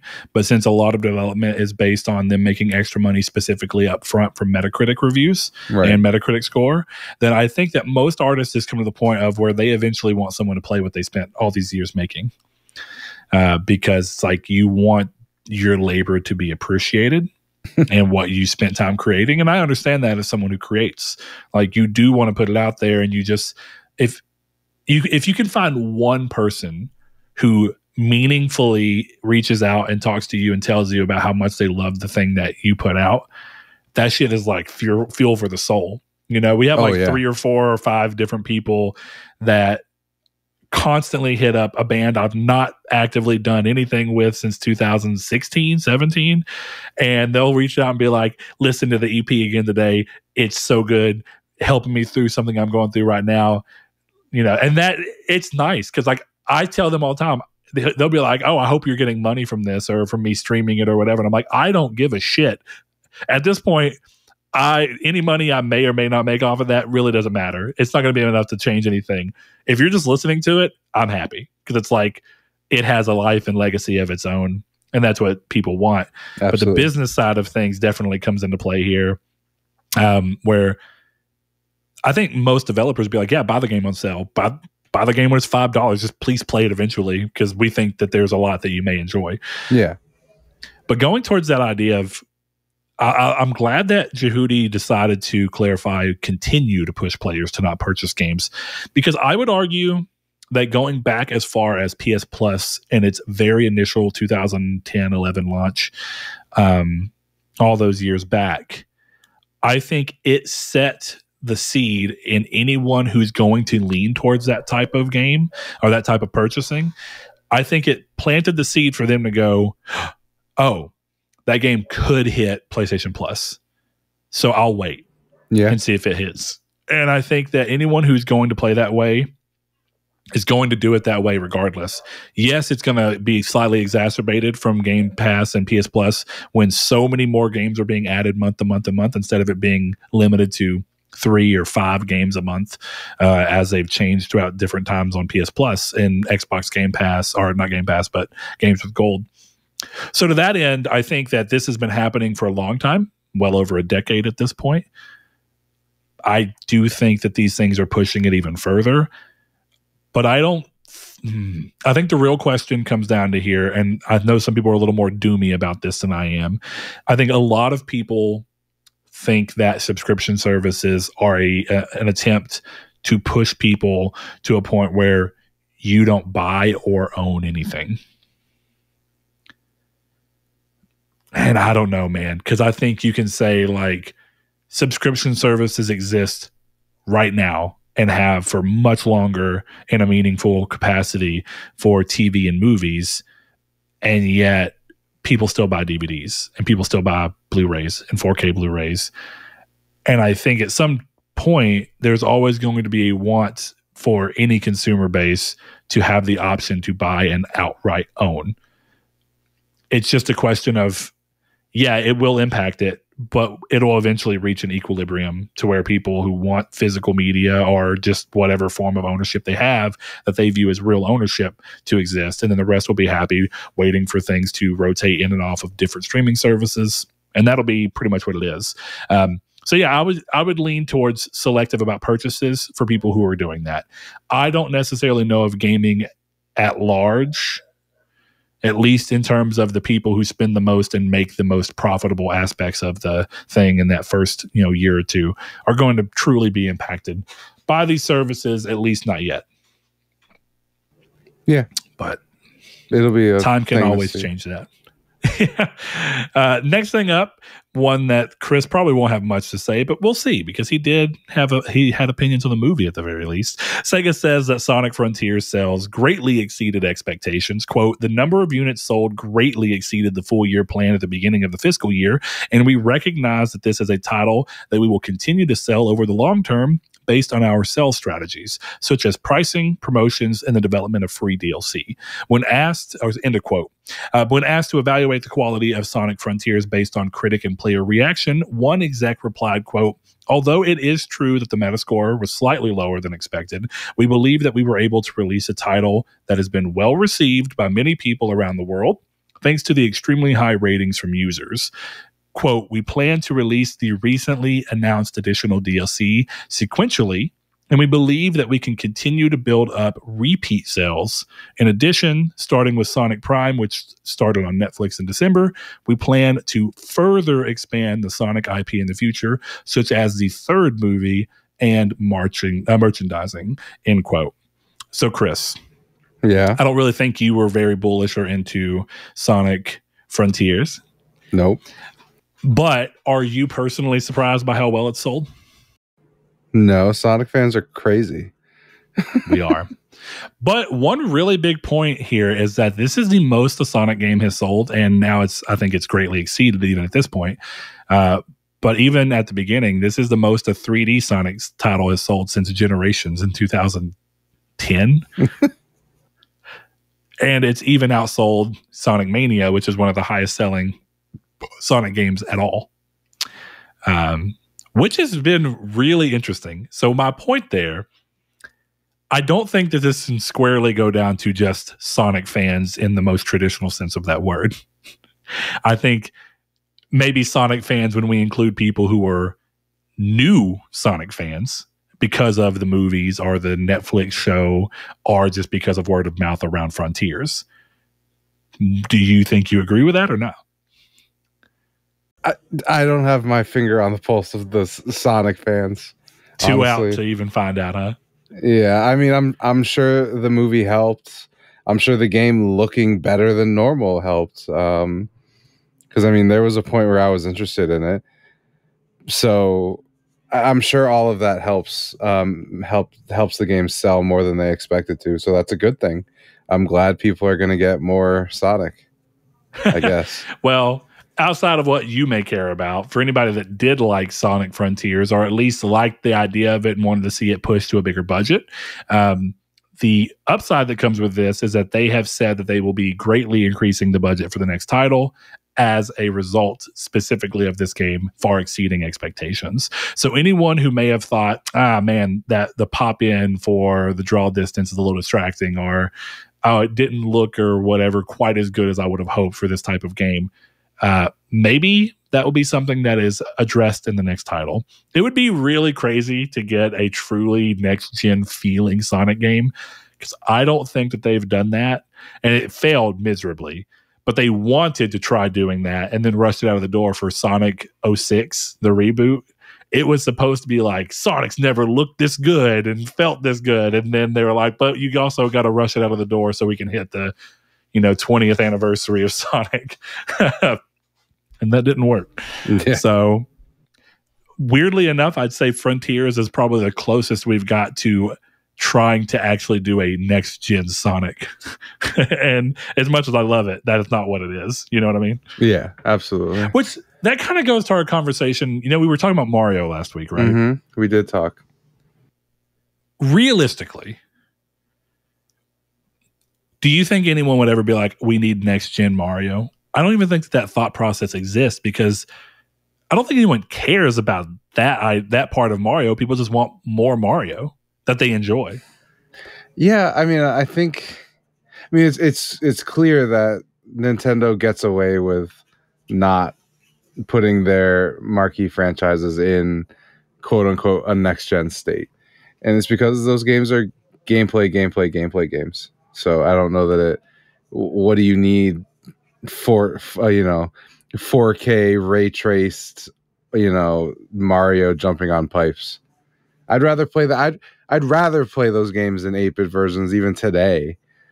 So like I don't need it. And quite frankly, I don't think Sonic did either. Just make a good 2D Sonic game. They did, and it sold really well. Yeah. So there you go. They've done far more bad than good. And I'm glad this game is good, but like my point is, like they could just have continued making. They could have bought the team who made Sonic Mania and continued pumping out all those games, and they probably would have been just as fine here.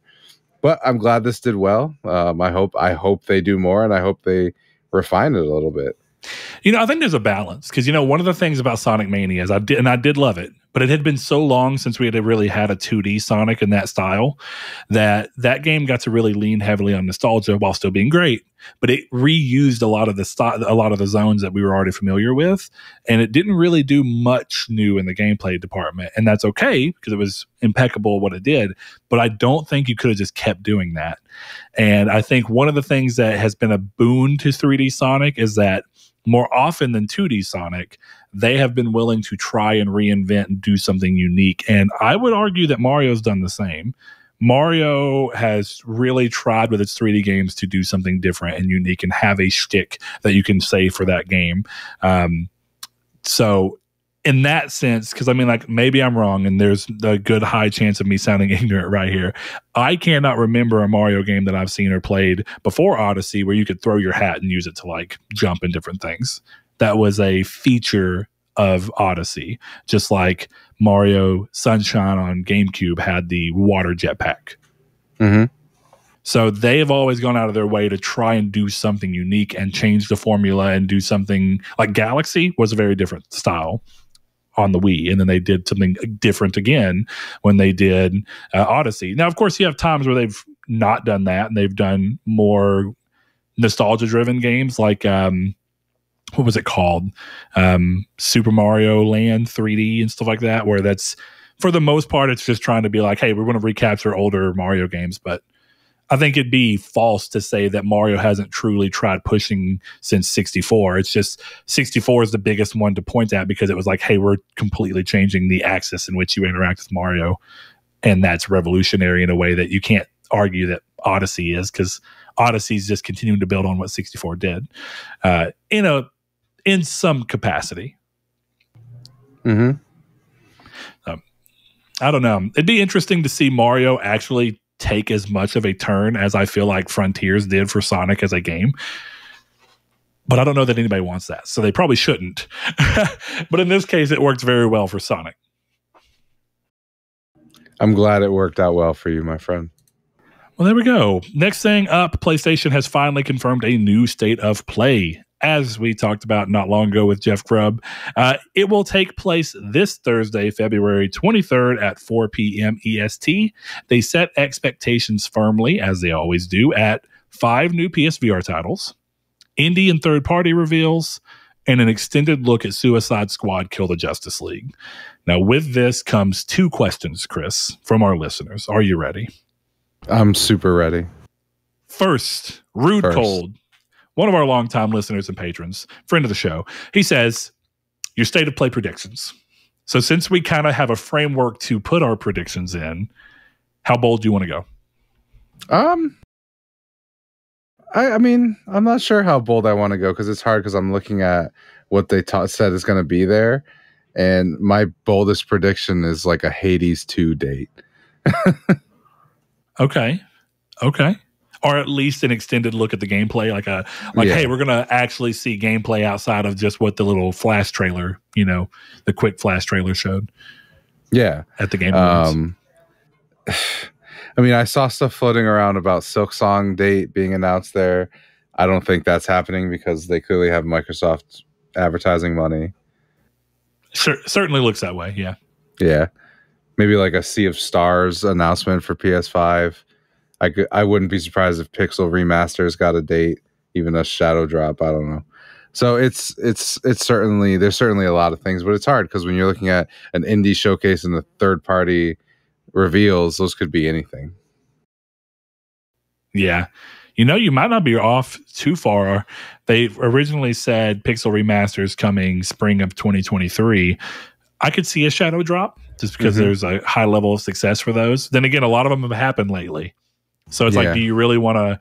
I feel like one of the things about Shadow Drops is you got to wait a little while. It's got to truly feel like a surprise. Once one happens, everybody kind of has like, when you have a jump scare and you expect them to do it again, like the Callisto Protocol just would not fucking leave you alone. But my point being is that part of what I think makes them work is that it's been long enough and people don't expect them, and then it happens, and you're like, "Oh shit!" Hi-Fi Rush out of nowhere. Yeah, I don't know. I mean, I get what you're saying, but at the same time, it's Final Fantasy. Fair point. It'll be pretty good. PSVR is so broad that it's almost impossible to really tell. So since they're saying new PSVR titles, which doesn't mean they have to be new in general, just new to PSVR, I think that there's a fairly bullish thing to say that one of those VR titles could be Half-Life Alyx. I don't think that's anything unique about me. One of the titles I would have said, but then I looked today and it's joined the lineup of launch window titles already, is a little PC game that came out that would use if you let it would use your webcam, and it was called Before Your Eyes. And the way that you played the game is that situations would go on, and as you played it, whenever you blinked, the game would just move forward a random amount of time and you would see something else. So you could experience more of a moment the longer you're able to hold your eyes open. But once you blink, it picks up on it and moves you. And you kind of have to deal with the fact that that moment is gone. And it's a really unique idea. And they've announced it for PSVR 2. And I kind of see that as, okay, the eye tracking probably is sophisticated enough to tell that you've blinked. And that's how that will work. And that's super cool. But since that doesn't exist, it's kind of hard to want to say because a lot of PSVR and big VR titles elsewhere have already come. So I think the only VR title I can reasonably, say might be coming is Half-Life Alyx. I don't think anything else really makes sense. Yeah. You're still on the Half-Life Alyx train is coming? I am. I'm not saying that it's absolute, but I believe, in the words of Parappa the Rapper, you got to believe. You just got to believe. Yeah, you got to believe.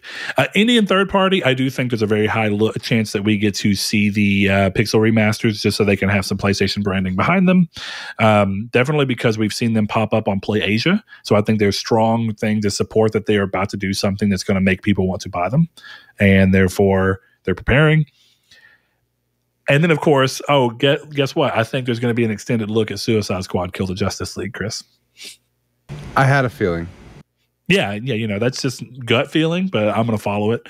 I know that's not a very exciting answer. Indie's so broad that my real hope is that there's almost no way, right? Because I think at this point they view it as AAA. But I would love to see indies that are kind of in that level of in between, like what Pixel Opus did with Concrete Genie. Yeah. But I don't think we're at, I don't know. Like, it's been long enough since Concrete Genie that we could get something from them, but I don't think that they would call that indie. Well, and they it wouldn't. definitely doesn't fall under third-party reveals. So at that point, yeah, I mean, I guess it depends on if we're talking about the genre or if we're talking about true. Because yes, a Pixel Opus game is a first-party game. You know what? I wouldn't be surprised if we saw, what is it, Parkway Drive, that car game. You know what I'm talking about? Where you're only in a car and it's like an apocalypse. Yeah. I think it's Parkway Drive. Didn't they recently show something? Yeah. I don't think it's called Parkway Drive because that's a band. I don't know if you're aware of that. Oh, I was not aware of that. Hold on. PS5 Abandoned Drive or something like that. Pacific Drive. That's it. I got close. I'm sure there's a Parkway in the Pacific. It's so they've recently came back to show something of it. Ironwood Studios returns. This is as of February 9th, with a first look at gameplay of Pacific Drive. You can't get out of your car. But yeah, you're within the walls of the Olympic exclusion zone. That game actually looks super interesting. So maybe this is the time, because they did a drop on the PS blog, but it wouldn't be bad to show it yet again, you know, in a more involved thing. But do you want every game to be in-depth gameplay during that? You know, it's like, I have a feeling they're going to be quicker. So I don't know. I don't have a lot of things. But there's a second question that comes as part of this that I actually think might be one of those games. And it fits both indie and third party. And that is Rude Days 93, one of our patrons, coming back. And he says, with the state of play coming up, it immediately reminded me of whatever happened to that Little Devil Inside game. Seems to have just become vaporware. I would agree that it's been a long time. Also true of Silk Song, though Silk Song is a follow-up to a very successful game, so less likely for it to become vaporware. I say that this makes sense to me to be a return spot for a Little Devil Inside to once again hit the forefront. If it doesn't, then I can definitely see why there will be more fear that it's become vaporware, but it's hard to say. Chris, what do you think? I mean, I don't think it became vaporware. It's not ready. I know that's a cop-out answer, but I would rather they're not, you know, doing anything. Or, I'm sorry, they're not overshowing and they're just working on the game. I mean, the last time we saw it was 2021, around the last time we saw Spider-Man, so. Well, and something to keep in mind, as unfortunate as it may be, this is a Kickstarter game. Yeah, that's fair. So one thing I can tell you is somebody who kickstarted a game and finally got to play it with the Shadow of the Colossus spiritual successor that came out that I am blanking on the name right now for. I did enjoy Pray it. to the Gods. Pray to the Gods, yeah. That game took about 6 years after I backed it to come. Do not come. Oh, I'm going to come. And so is Little Devil Inside.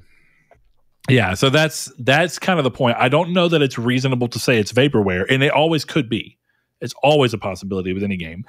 But I think part of what happened is that Sony tried to partner with it a little too much, a little too quickly. And unfortunately, that just kind of gives you this idea that it was announced too early. It happens. Silk Song has been announced for so long, and we still don't have it. So do with that what you will. And I bring up Silk Song because I think it'd be a reasonably scaled game to compare Little Devil Inside to. But it carries a much, I don't know, right? This is the question of, is it bigger? Is it a bigger weight or bigger burden to develop a follow-up to a very beloved indie title, or to develop a first indie title that you really need to show up and show off on, you know? I mean, a little. The answer's clearly like a little bit of both, right? I guess it has to be, right? Yeah, because you obviously have to nail your first game, but then it's like, I wouldn't want to be the one making the sequel to Silk Song, which Or people to regard Hollow as one Knight, of the yeah. best. So It really, yeah, that's the crazy thing is it is. But I think that it also means it comes with a certain built-in level of success. Right. Whereas like somebody making something like Little Devil Inside, this could be everything for them. And if it comes out and it doesn't hit, this could be the end of their development career. Yeah. Whereas a game like Silk Song can come out, and because it's got that built-in Hollow Knight love and name and expectation, it will probably do well enough, if nothing else, to at least buy the studio enough time to try again. Right. And that's, you know, I don't know. It just depends. Like I said, it depends on the game. It really does. It depends on the studio. Certainly. Like Hollow Knight, you have to nail Hollow Knight, but you also have to nail Stardew Valley. Right? Like that, the guy who developed Stardew Valley did that shit on his own, and had that game failed, that man's destitute. Game was successful and it's incredible, and that man is a multi-millionaire.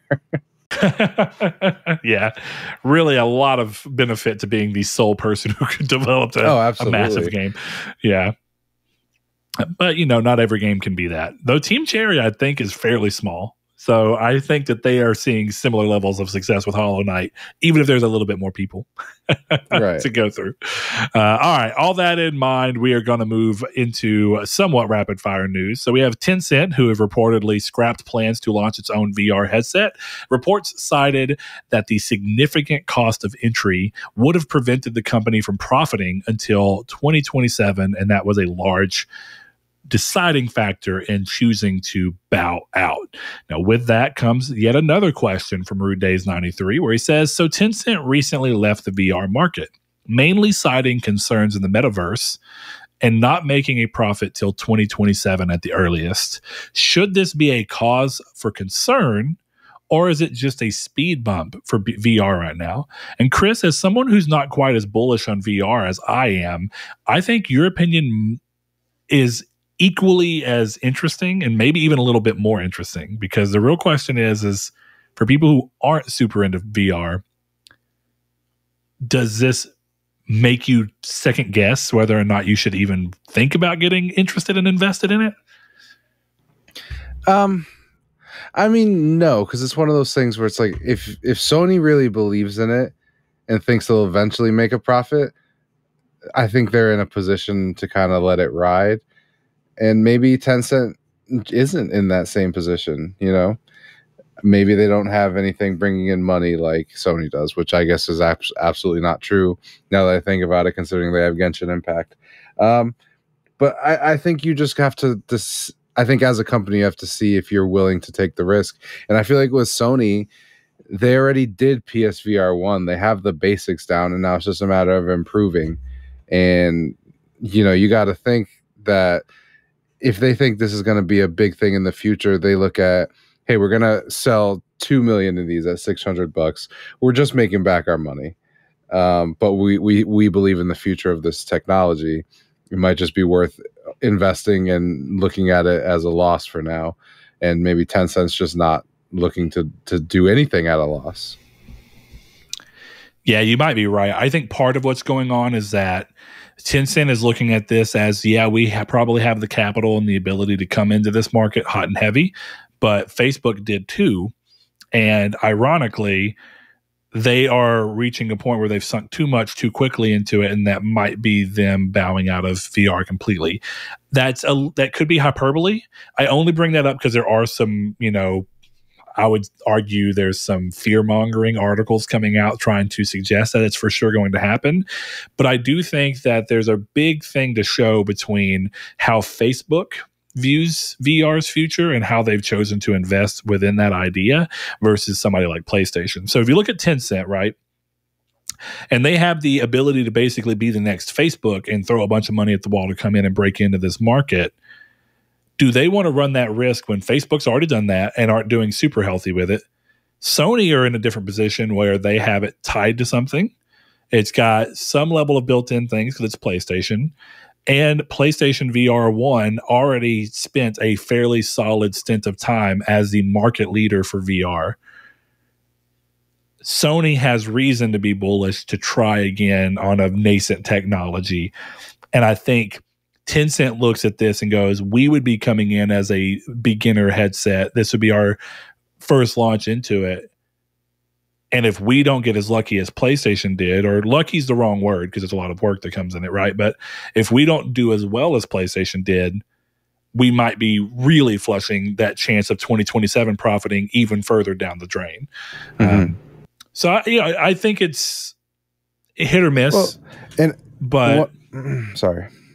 No, go. You can. I guess to finish my point, Tencent I think has more interest in allowing their because most of what they have is interest in third-party things, right? They have some stock in Ubisoft. They have some stock in Kodokawa. They have a bunch of largely divested stocks, a bunch of different companies. And I just think that they're more comfortable putting money into things that have a much higher chance of returning profit quickly than they do taking as big of a risk as VR is currently as a newcomer. I think it's the same reason that you can look, and I bet you could argue that Tencent has probably looked at how reasonable it would be to come into the console market with their own machine. And I bet they reached the same conclusion, that it's too hard to break into this market when you can make money off of the market in its current form by investing elsewhere. Yeah, I mean, I would agree with that. I also wonder if the fact that they're tied to Facebook's metaverse and that just straight up looking like a dumpster fire, kind of, I think objectively, maybe that's one of those things where like, yeah, we're good. This is not looking good, you know? Yeah, the VR talk has been really all over the place, specifically because of PSVR 2. So John Carmack of ID Tech, fame, who left and went to Oculus and is heading that, has talked very highly of what he thinks of PlayStation VR 2 and its capabilities and how it could move VR forward, while simultaneously saying that he thinks the price is probably wrong, which is interesting because a lot of people have mentioned that it's expensive. But I think that that's a really hard thing to hear coming from the mouth of someone who just rose the price on their VR headset, their entry-level one, the Oculus Quest 2, and then also just subsequently just came out with the Metaverse Quest, but whatever, who just came out with the Metaverse Quest Pro or whatever it's called. That is $1,600 or whatever it is. It's well over $1,000. So I think it's a little hard for me to hear John Carmack say, oh, PSVR 2 is too expensive, but at the same time, our headset that the PSVR 2 is tech-wise outperforming in many ways is almost $1,000 cheaper. Right. So it's hard to say. I think people are looking at different forms of success within this market in the long term.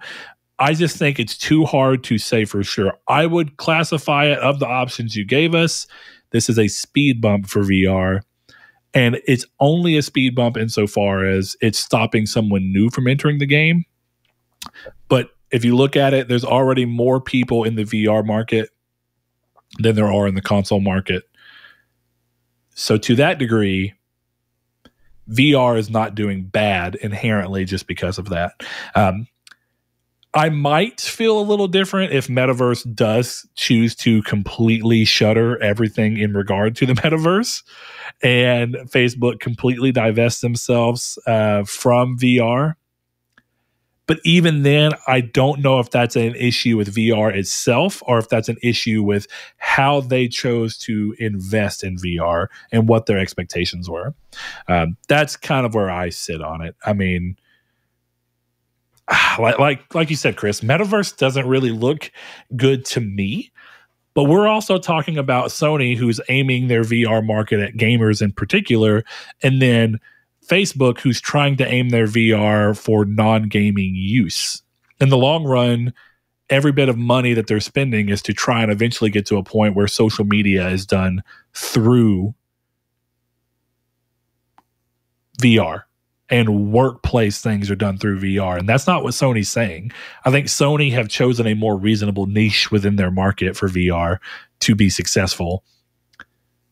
and Tencent realized that their only way to come in would be to do something similar, and there's enough stiff competition in that specific niche in VR2, and Valve, their headset, and HTC Vive and whatnot. Right, it's a great argument too.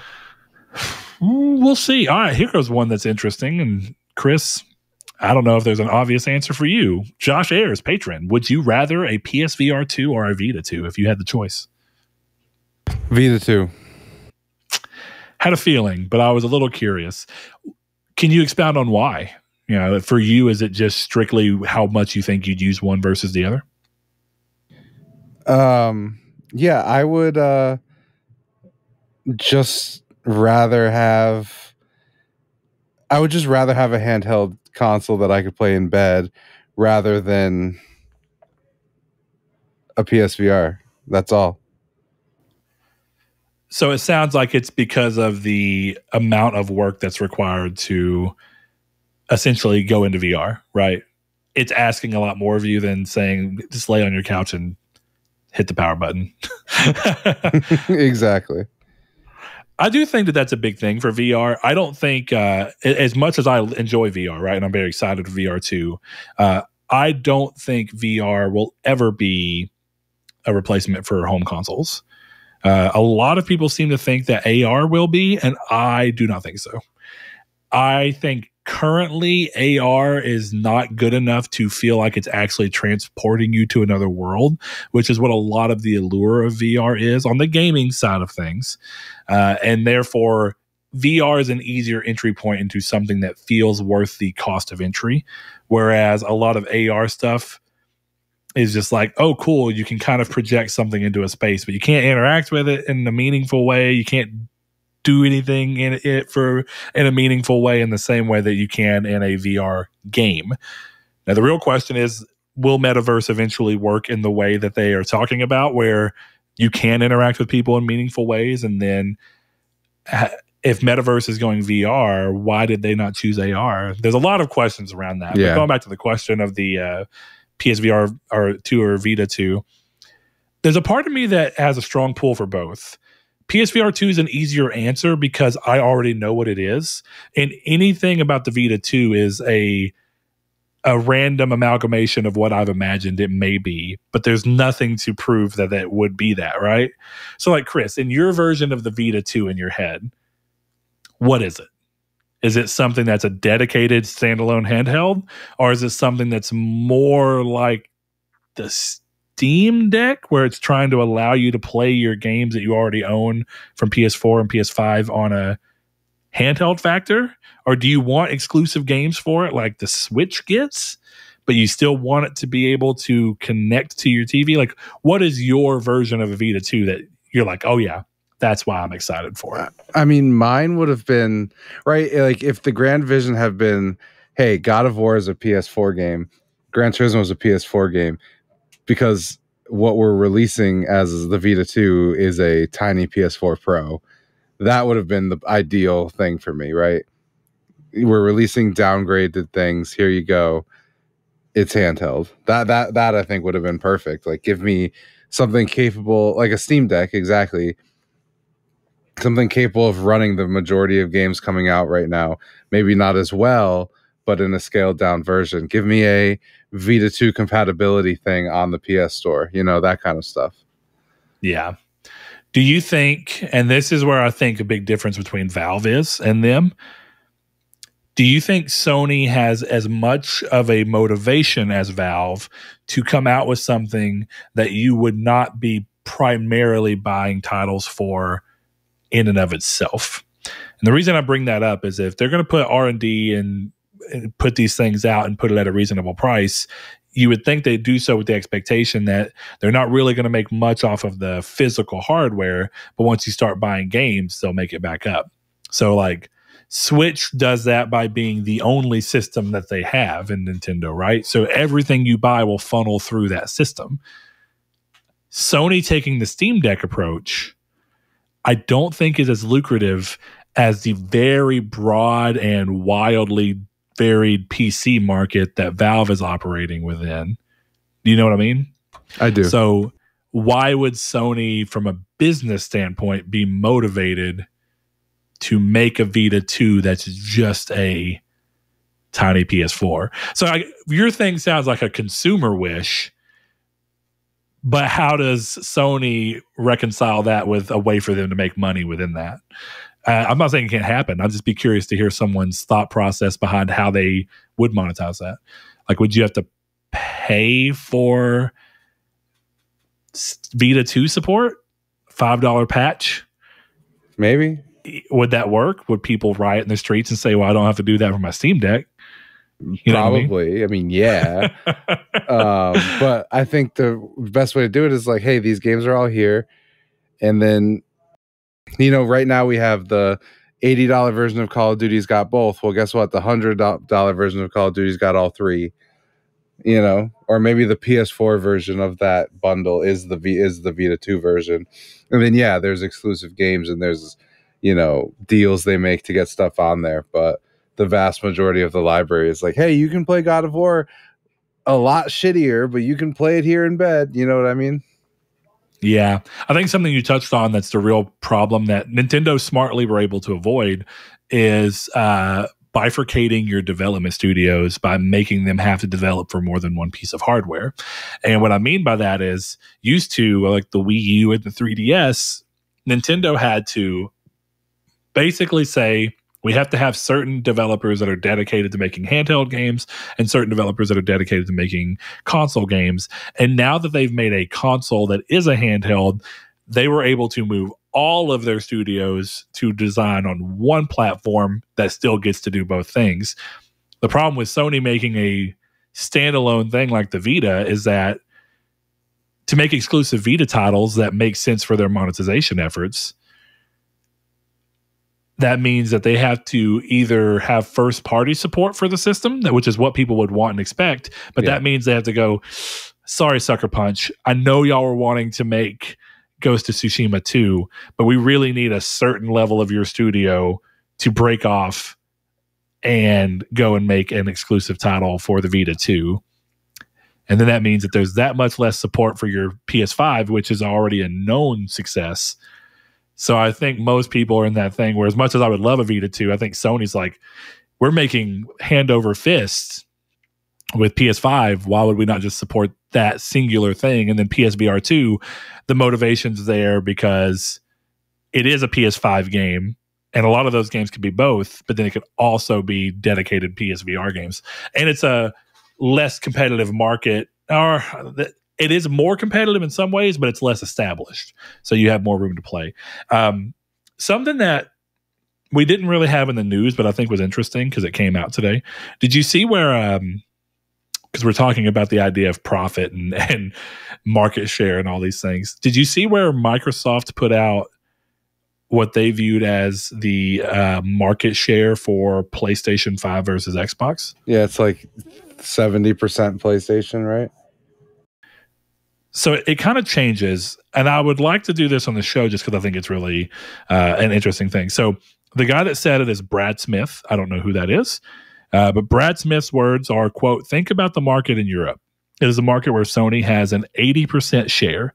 Globally, it's about 70-30 in favor of PlayStation. In Japan, it's about 96-4 in favor of PlayStation. These numbers have been remarkably steady for 2 decades. Even last year, when there were issues with Sony's supply chain, they came back strong. Sony outsold Microsoft by 69-31 in favor of PlayStation towards the end of last year.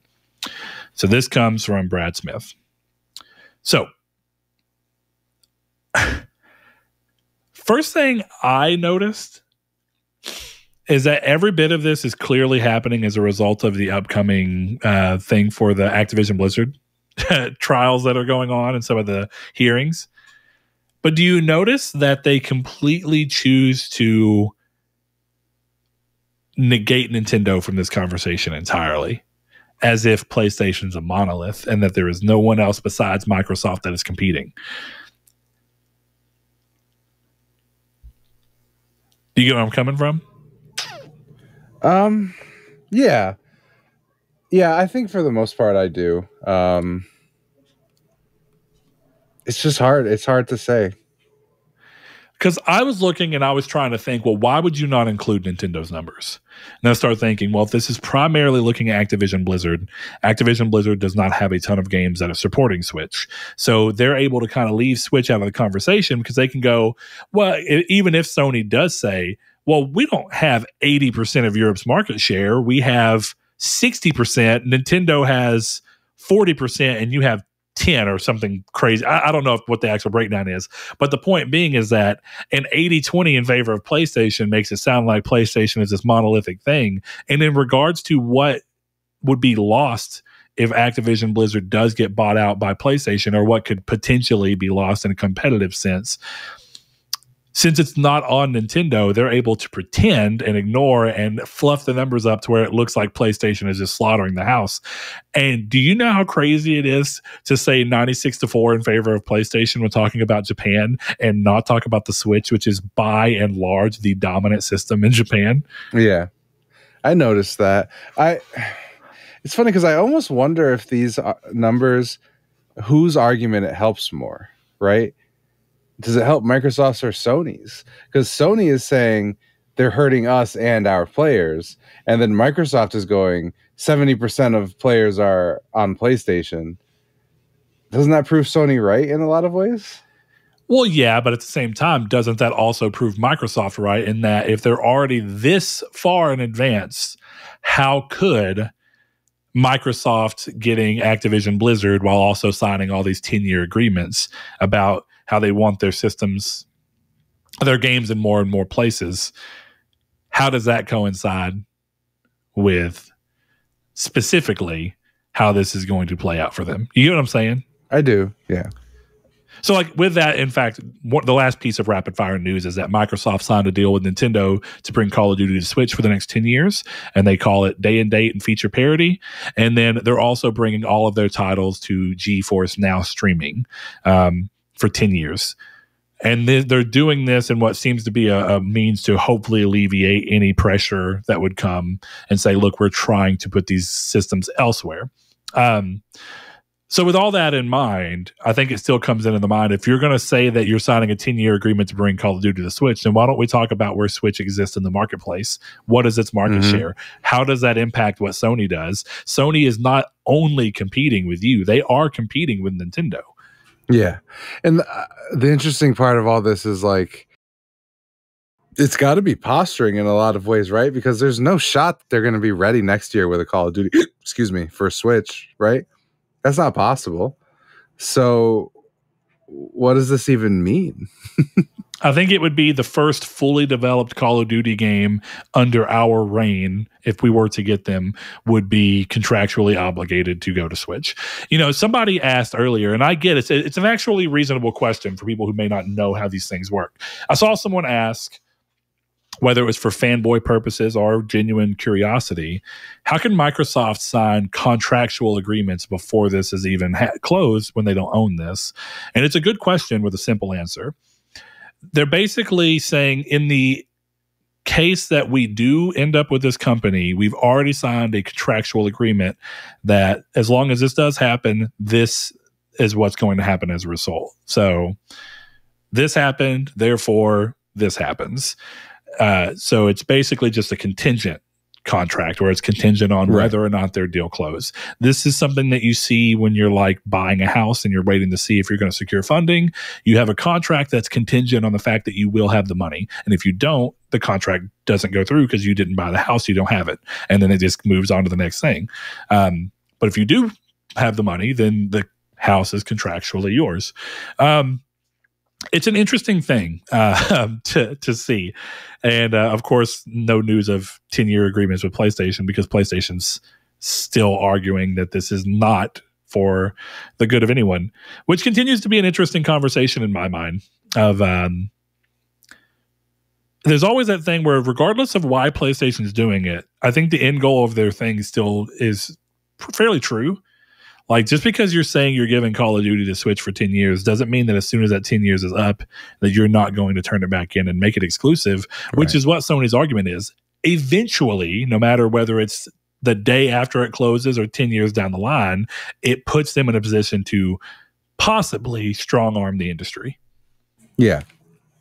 I think that's clearly Sony's whole thing is like, you're telling us this now and you may not hold to it later. And it's the same thing that the FTC said. It's like, it got misconstrued a little bit in the news, but the FTC never said that they lied. They said that they said one thing and did another one, which makes them wary of their guarantees.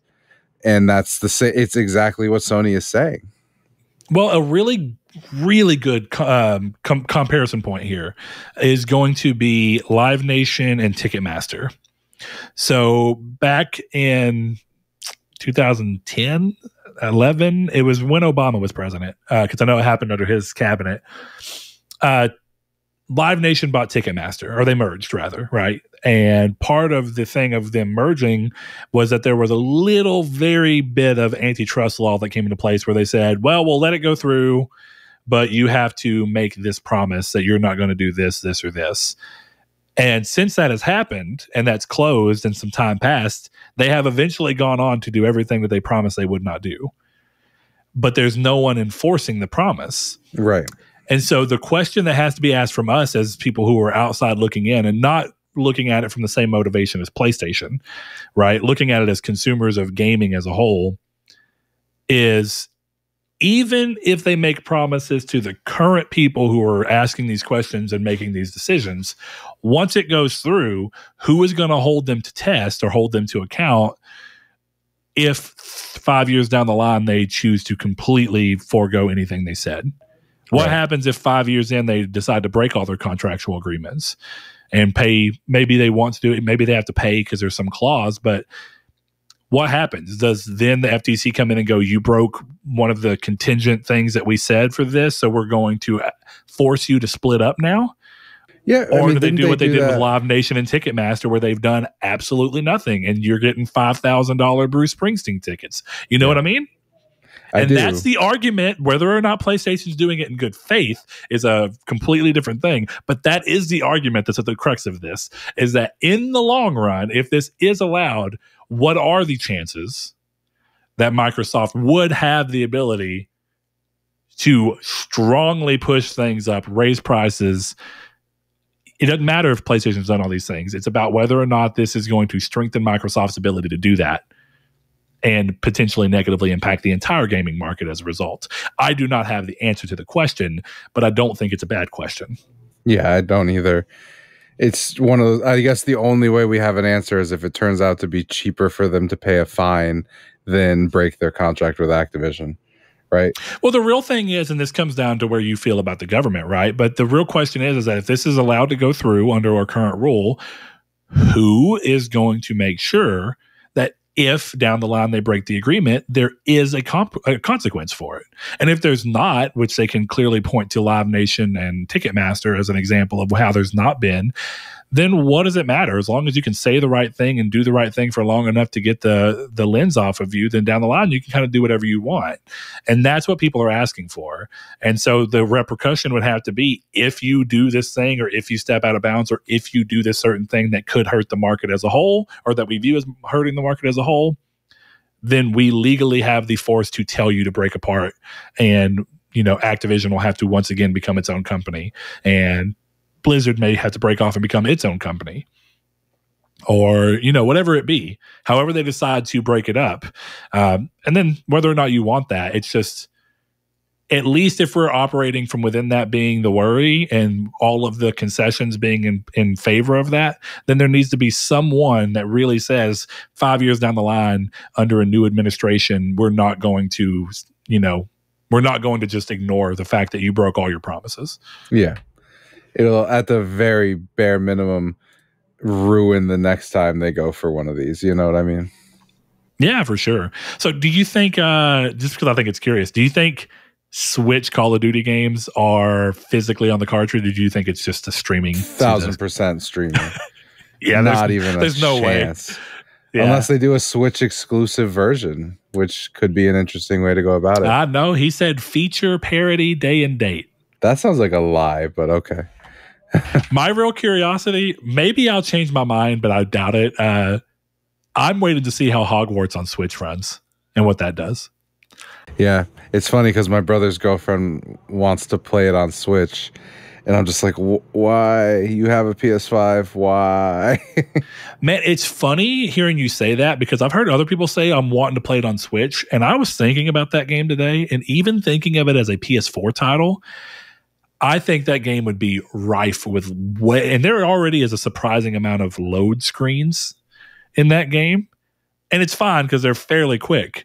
But can you imagine that game on PS4? Can you imagine that game on Switch? No, I can't.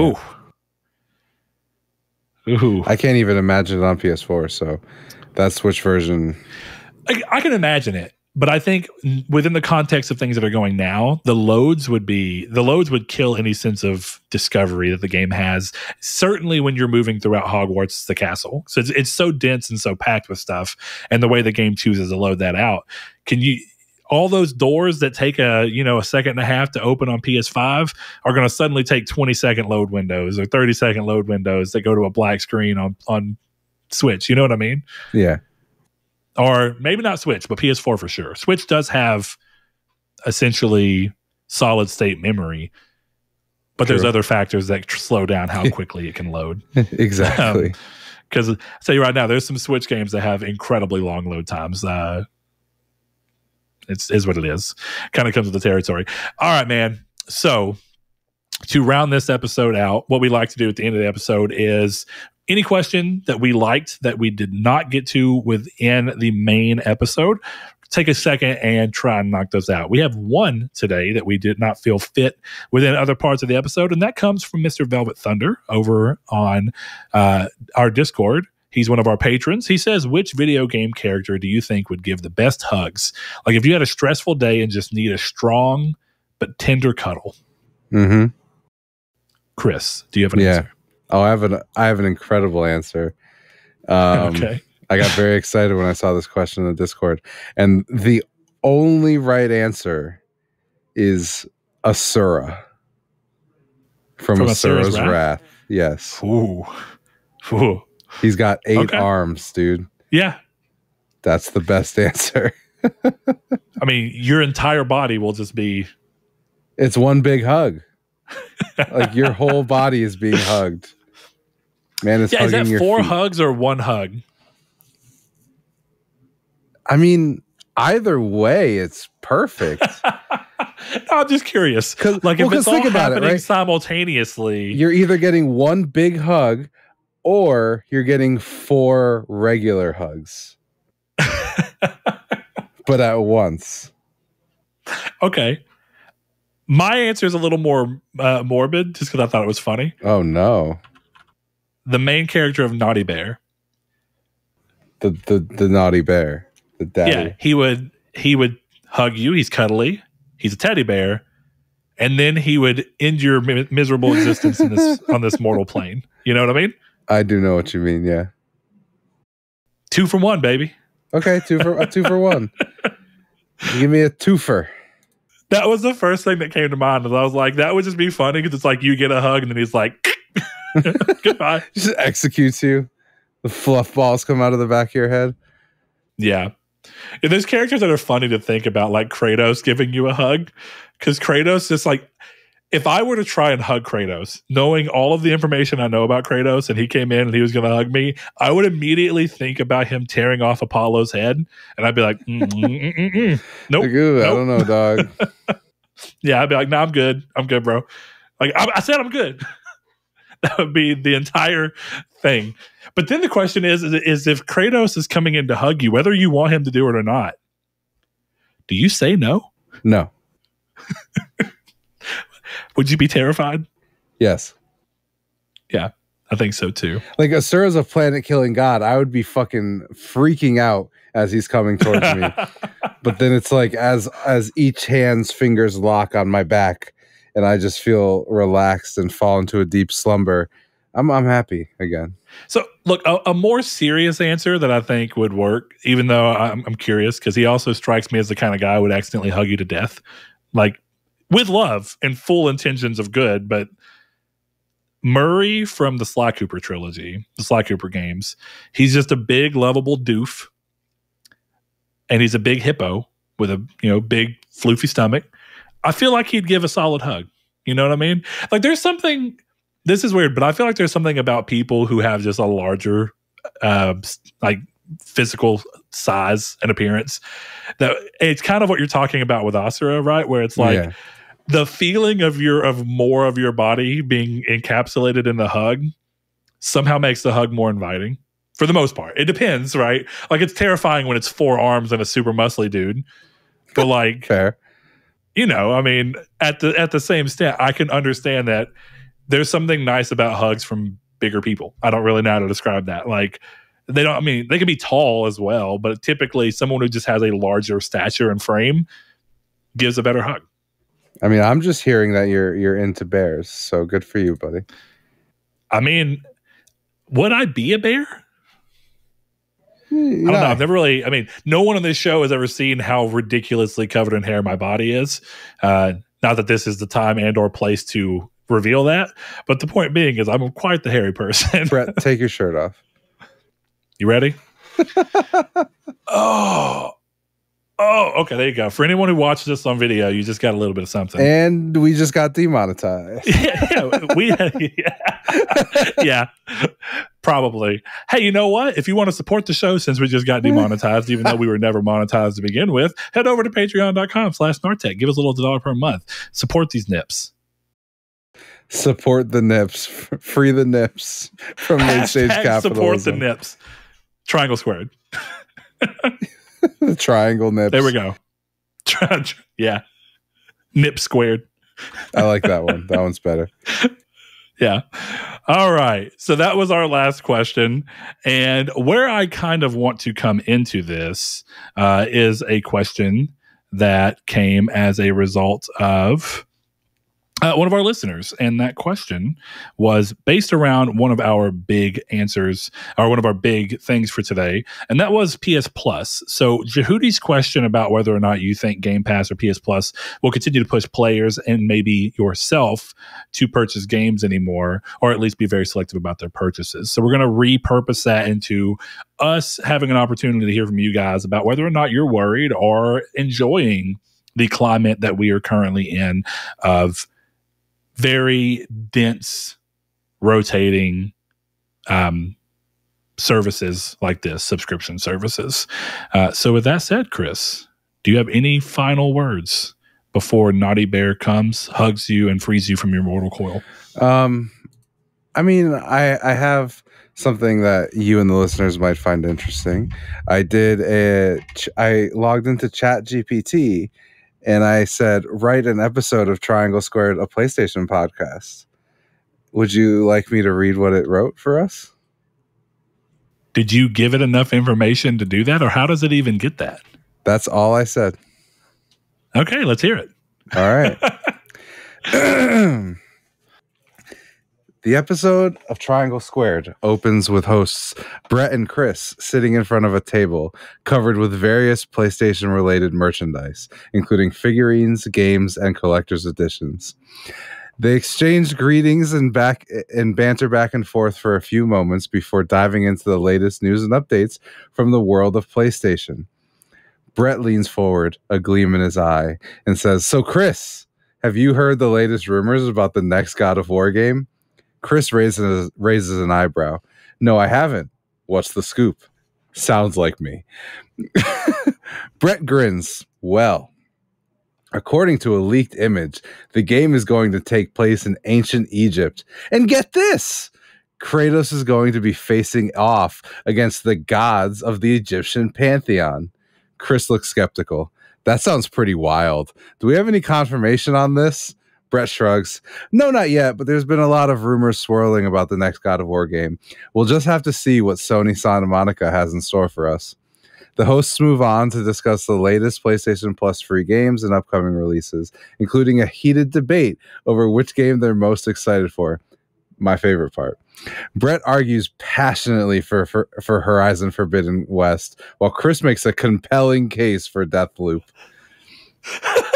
After a few minutes of friendly argument, they shift gears and dive into the main topic of the show, of the top 10 PlayStation games of all time.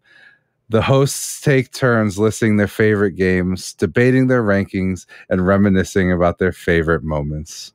As the episode draws to a close, Brett and Chris thank their listeners and remind them to leave a review and rating on their favorite podcast platform.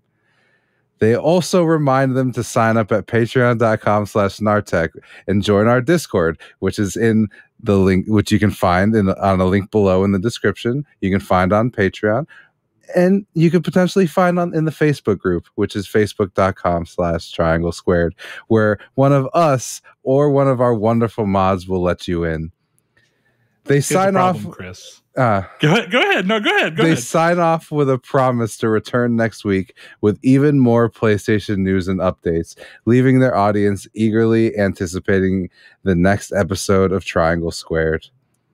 The music fades as Brett starts reading the Patreon names. Okay, Chris. I need you to admit something to me right now. Okay.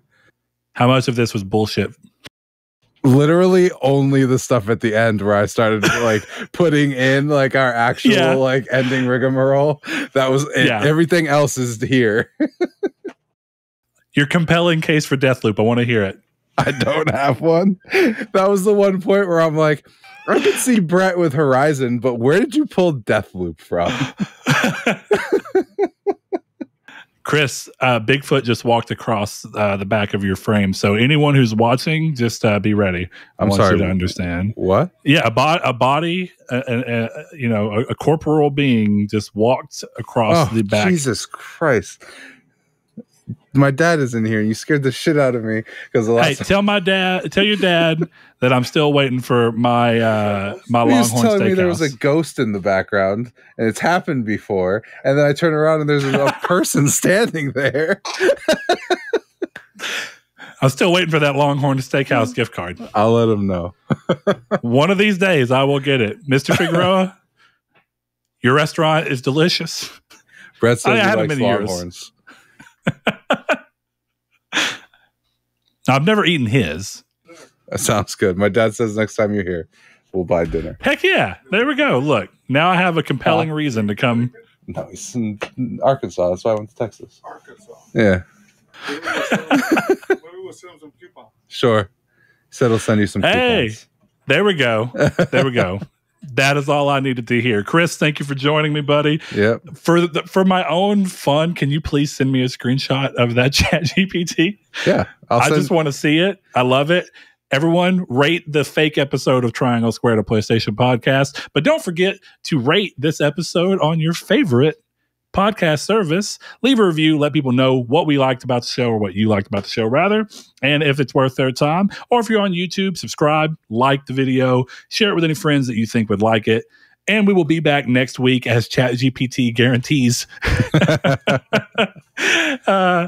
for episode 296. But for now, this has been Triangle Squared, a PlayStation podcast. And we would like to, as always, give a shout out to our patrons: Spencer, Brandon Edwards, Savoy Prime, Alex, Barry Rogers, Stingray X, It's a Sin to Win, aka Sean, Awesome Dave 1337, Aztec King, Lechion 69, The Lord Corgi, Salvador Garcia, Hammond Egger, Bailey Robertson, Rob Warpoint, Josh Drago, Mark Schutz, Cypher Primus, Jason Clendenning, Kyle Grimm, Richard Schaefer, Rude Days 93, Joshua Lago, Landis, Tyler B, Zachary Sawyer, Ali Valiant, Kevin Bacon Bits, Christopher, Luke Rabbit, Danny Villalobos, Bloody Red, Jehudi MD, Dylan Kirby, Funk Turkey, Tyler Powers, No Fate, Josh Ayers.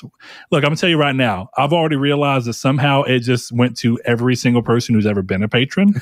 So this is the time where we're just thanking everyone who's ever been a patron. So shout out, guys. Y'all know who you are. Also shout out to Kyle Grimm, Kevin Bacon Bits, all these different people. In case you didn't got Matthew Green, Sean Santarud, and the final month for one Mr. Constantly, Kenny, who has been a longtime supporter of the show. Kenny, we hope you've enjoyed your time being a patron. And regardless of why you feel like you needed to leave, we appreciate everything you've done for the show. Everyone, we'll see you next week.